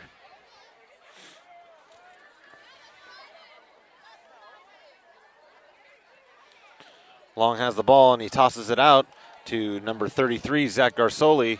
And flags are everywhere down the field, and it looks like he got a little pickup of 5 yards, but we'll have to see if this comes back. Yeah, not too sure what the penalty is, but, you know, this late in the ball game when players are tired, they get a little lazy and stuff. So, yeah, especially a holding call right there on an offensive line, which has been pretty consistent and has been overpowering this Cubs defensive line for most of the night.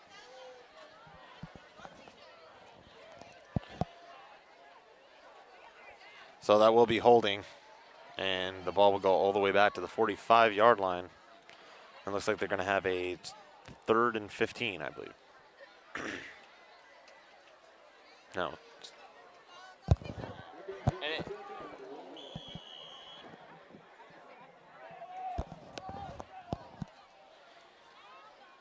And they hand it off here, and he breaks a couple tackles here, and he had just about 2 players to beat, but he's brought down at the 35-yard line, and he did not get back to the chains, and that was a 2nd and 25, and it looks like it's going to be a 3rd and 15 here. Yeah, but you know what, Zach Garzoli, he's going to be a fun kid to watch for this Orland Ball Club this year. You know, like I said earlier, low center of gravity, able to bounce off those tacklers and get that extra yardage. Right, and his vision seems pretty good too. And it looks like they're going to hand off again, and it's just a small little pickup, about 2 yards. And it's going to go to 4th down, and they're going to bring on the kicking team, I'm sure, to kick a field goal. Bring out the boot. Bring out the boot. And as we saw in earlier pregame, he was kicking the ball a good 60 yards, I'd say. This is going to be quite a lengthy one right here, but he's, like I said, after that last punt, he was kind of holding his foot a little gingerly, but let's see if he's got the muscle to put it up here. And here we go with the snap, and the kick is away, and it looks like it's not going to have the distance there into the wind, and the field goal is no good, so Anderson will take over at the 33-yard line with 7:40 left here. Pretty excusable when you've been kicking and running the ball and, you know, scoring a touchdown even this game. I mean, I think he's a pretty solid candidate for player of the game at this point.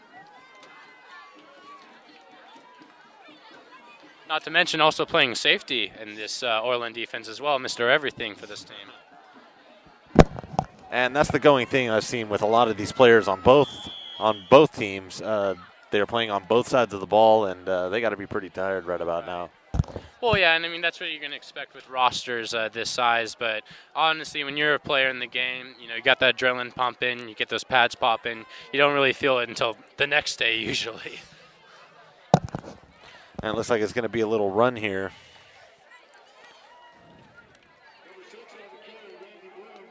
And Randy Bloom with the carry there, and a nice little pickup of 7 yards, and it looks like it's going to be a 2nd and 3 here. Or maybe even less, maybe 2nd and 2. 2nd and 1.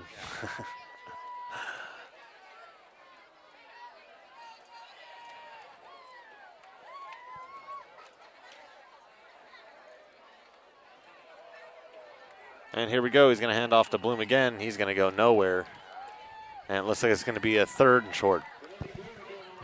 Yeah, that the middle of that Orland defense has really done its homework before this game because, I mean, other than the huge touchdown pass, they've really had nothing up the middle. Anderson is who I'm speaking about. So hats off to that middle interior defense of the Trojans.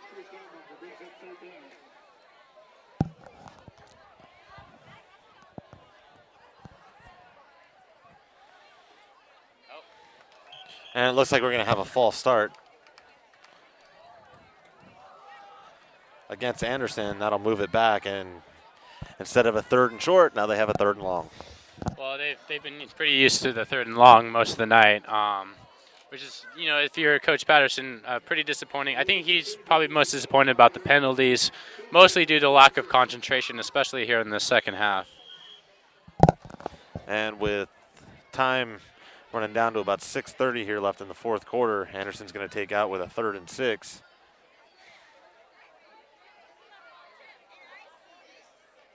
And the snap is going to be a passing play. And he's going to run with it. And Hearn, maybe 4 yards on the play and another 4th down here, and they'll bring on the punt team. Well, I imagine that they're going to go for it here, especially 4th and short. At this point of the game, you don't really have to worry about field position. Just try to get that 1st down and get some momentum for the next game. And they will be punting. You are mistaken, sir. Wasn't the first time tonight I was mistaken, that's for sure.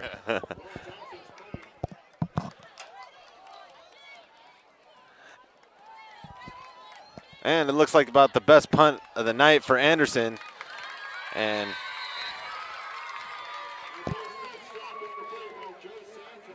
Isaiah Smith with the return, just about 4 yards.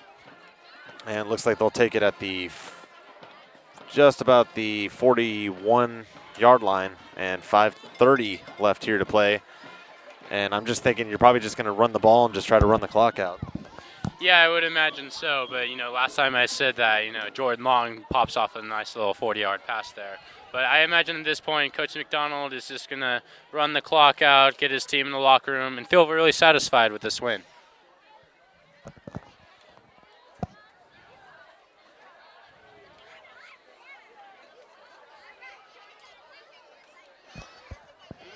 And there was a little fumble and mumble there by Jordan Long. It looks like he mishandled the snap a little bit there, and it's going to be no gain. And it's going to be 2nd and 10, still at the 41-yard line. Yeah, luckily Zach Garzoli was able to help him out there and get back on top of that ball. Absolutely, at least get back to the line of scrimmage there.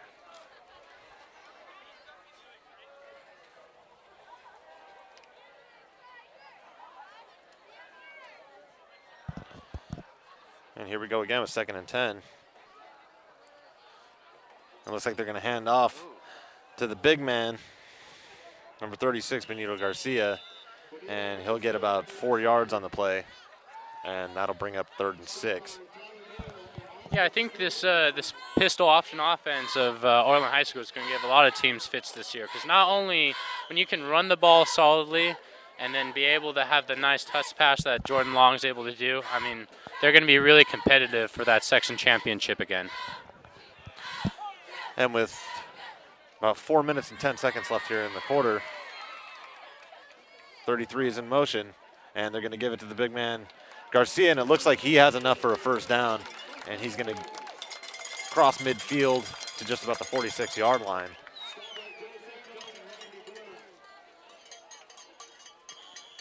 And with about 4 minutes left, I'm guessing they're probably just going to keep running the ball here. Yeah, exactly. And, I mean, if you have Benito Garcia, a big 6'1", 235 boy, running the ball, I mean, just give it to him. Just ride him all the way to the W. Absolutely. And they're going to give it to Zach Garzoli, a little bit more of a speedster there. And he picks up a nice little gain there as clock continues to wind down.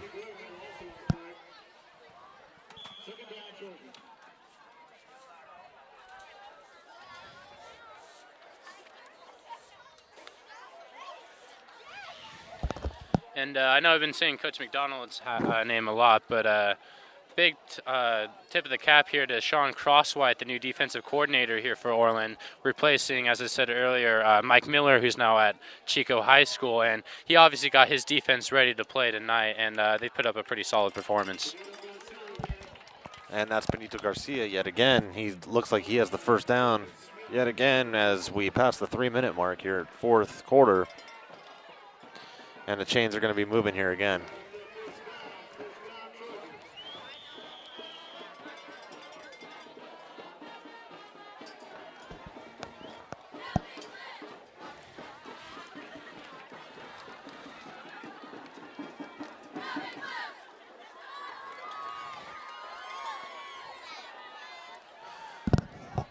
And at the 2:30 mark, looks like we're going to see another snap here.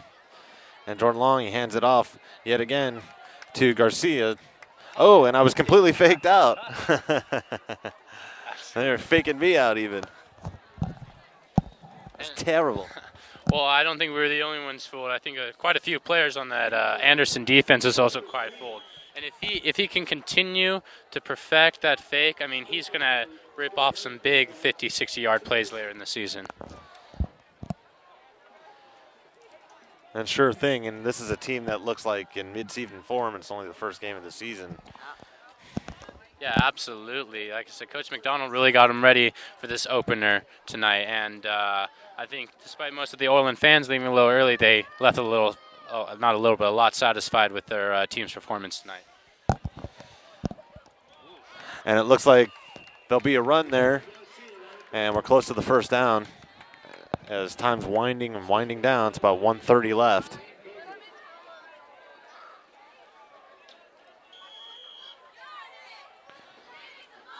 And they're going to wait just about as long as they can to run the clock out.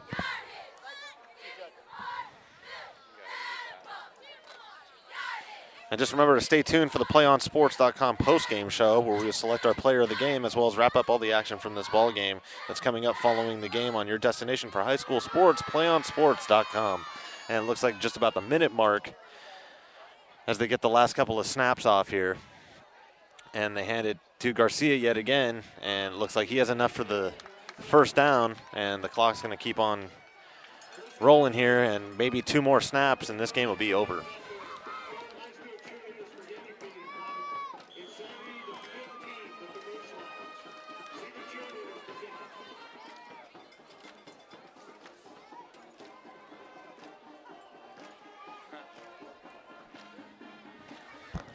I tell you what, Frank, I think I speak with everyone around the country when I say it's good to have football back. You know, it's nice to have the atmosphere, the band, the cheerleaders, high school football. It doesn't get much better than this. Absolutely, and he'll take a knee here with 28 seconds left, and that looks like it's just about going to do it here from Roosevelt Field. And it looks like the Trojans are going to win this one 31-6 over the Anderson Cubs.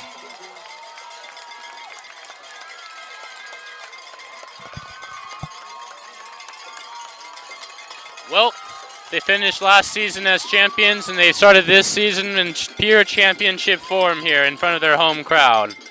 Nice 31-6 beatdown of the Anderson Cubs.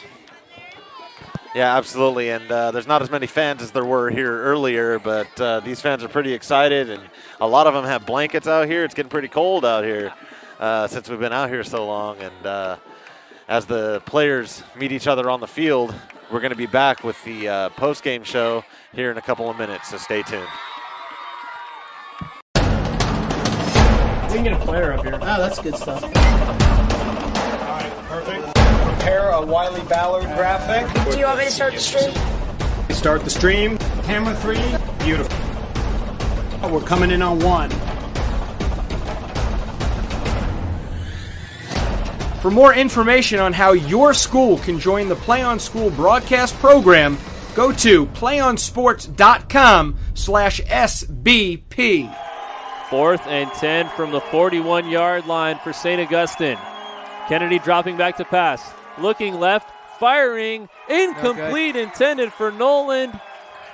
No penalty flags on the field. Mar Vista will take over on downs, and Jordan Lertique will take that knee. And the Mar Vista Mariners knock off the number 2 seeded St. Augustine Saints at Mesa College in a dominating performance on both sides of the football for Mar Vista. They trailed 14-0 and came back. Again, down 2-0, facing adversity. And they've really just turned the table around since game number 3. Set an attack. Great block made back inside the Maverick zone. A chance there by Bosback back inside the Maverick zone. Ball attacked there by Bosback. A second opportunity by Bosback. Lift violation call. Winner. It's over the net call. Oh my goodness. Bosback reached over on the attack.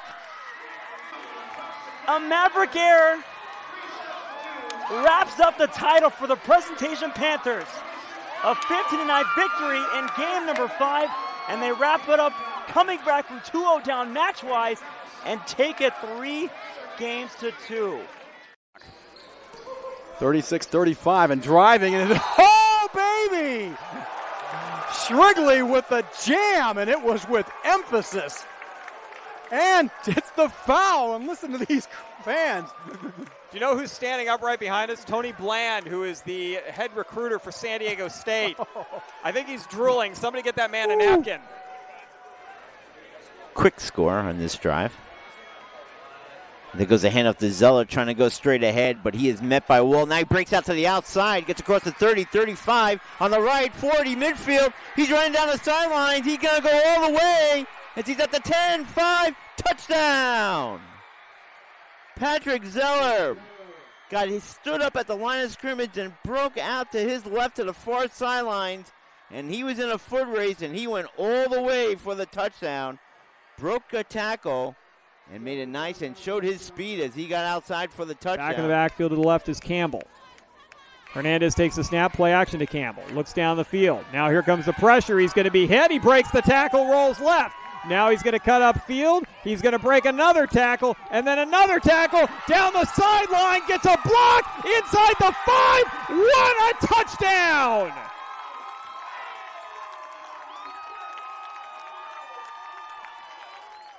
Hernandez goes 33 yards in spectacular fashion, breaking 4 tackles along the way, including 2 in the backfield, and Hilltop has tied this one up at 29. Grant with a big, strong defensive rebound. He brings it back down the floor again, and another slam dunk. Jeremy Grant can run the point, and he can fly. Huge dunk, 2 big dunks in the last Bullard minute. trying to close it out. Deep ball, up in the air, Cram. Bringing it back, Arbizo. Cram over in 3, free opportunity. Look for Rodabaugh, no, pass middle, Weimer! Ball game. 25-19. Foothill wins it 3-1. Because this kid has definitely proven that he can make things happen here in this ball game. They will go with him. Bula Graft on a stretch run, just breaking tackles. The little man is in the clear to Tory territory. The 25, the 20, the 10, the 5. Touchdown Knights. What a run, the freshman, Bula Graft. Ooh, I tell you what. There were at least 3 times on that run that he should have gone down or he should have been wrapped up. Missed tackles there cost La Jolla Country Day as Bula Graft, the freshman running back for Bishops, is able to take it in. And that was a determined run there, Andy. So 1st and 10. Brandon Lewis in the shotgun. Has time to throw. And he'll fire, and he has a mad diving catch. Did he hold on to it? He did. What a catch from Kendall Keys. And that may be the KBC Sports Player of the Week. What a catch he laid himself out there, and a great throw, as you said. Read it nicely, did Lewis, and really caught his receiver on the go and just kind of put it out there right on the outside. The Trojans are victorious over the Anderson Cubs 31-6. I am here with the player of the game, Aldrich Rosas, who not only scored a touchdown but put in all the extra work with the extra points. Is it kind of hard doing double duty like that, or is that something you get a kick out of? Oh, it's a team effort. Everyone depends on me. The coaches depend on me. A lot of people depend on me. I get a lot of kids at school like, oh, you need to score, you need to do this. And I like the pressure too, and I just want to help my team win. Not only were you kicking field goals and extra points and kickoffs, but you also had the job of playing safety and trying to bottle up a very explosive Tristan Smith. What was your game plan going into the game, and what was the key to your success in bottling him up for the most part? Oh, our coach always tells us to disguise our D, move around. key the quarterback mostly, and I rely on my corners a lot. I just need to get back to my zone, and the ball will come naturally. Section champs last year. Are you guys going to do it again this year? I mean, a lot of people thought we were underdogs coming into the season. They didn't have high hopes for us, but like last year, we're going to prove them again wrong. And I think that section's definitely in the picture for us. All right. And that was Aldrich Rosas, who not only scored a nice little 20 or 30-so yard touchdown, but put in an extra field goal and almost had a nice little boot there at the about almost what was that, about a 40-yard field goal there at the end of the game. And were you just a little tired there, or do you, what do you think? Yeah, when I get tired, it's mostly mechanics that come into when you kick a ball, and I just leaned back a little and kind of kicked it a little high, and I choked a little. Well, that's okay. You still had a heck of a ball game with plenty of touchbacks to keep that Anderson offense on the other side of the field. Aldrich, thank you for joining us, and we wish you the best of luck this upcoming season. All right, thank you. All right, and that's going to wrap up our Player of the Week interview. We can get a player up here. Oh, that's good stuff. All right, perfect. Prepare a Wiley Ballard graphic. Do you want me to start the stream? Start the stream. Camera 3. Beautiful. We're coming in on 1. For more information on how your school can join the Play on School broadcast program, go. Okay, welcome back to Orland, California here at Roosevelt Field and on the PlayOnSports.com postgame show. I'm Frank D'Arienzo alongside Nick Nobis as always, and we just saw the Orland Trojans defeat the Anderson Cubs by a score of 31-6. And what is your analysis on this game, Nick? Well, I think the Cubs actually had a great chance at the beginning of that first quarter, that interception on Orland's first drive, to really establish momentum and make this a ball game. But the Orland offensive line proved to be a little bit too much and just kind of overpowered the Cubs defense there. And it was pretty much an all-around dominant performance there. Right. I mean, we saw good special teams, good defense, good offense all around by Orland, and we even saw little bright spots from Anderson, but it just wasn't enough to pull it out because they couldn't convert third downs and all that. What do you think about that? Yeah, I think, Tristan Smith, their wide receiver at number 2, is definitely going to be a bright spot for them this season, and he's going to, continue to make big plays for them. He had a nice 75-yard touchdown pass at the close of the second quarter, but that's the only way they got on the board. Another unfortunate thing about Anderson is their injuries. We unfortunately saw a player get carted off the field tonight. Once again, our thoughts go with him and his family, but with a smaller roster that Anderson has, they're going to have to find a way to keep their players healthy if they want to be competitive. Right, and we even saw 3 players get carted off the field this week, and they already had 2 last week, and so that makes 5 players in the last 2 weeks, and that's just devastating to a roster, especially here in Northern California where it's hard-pressed to find players. Yeah.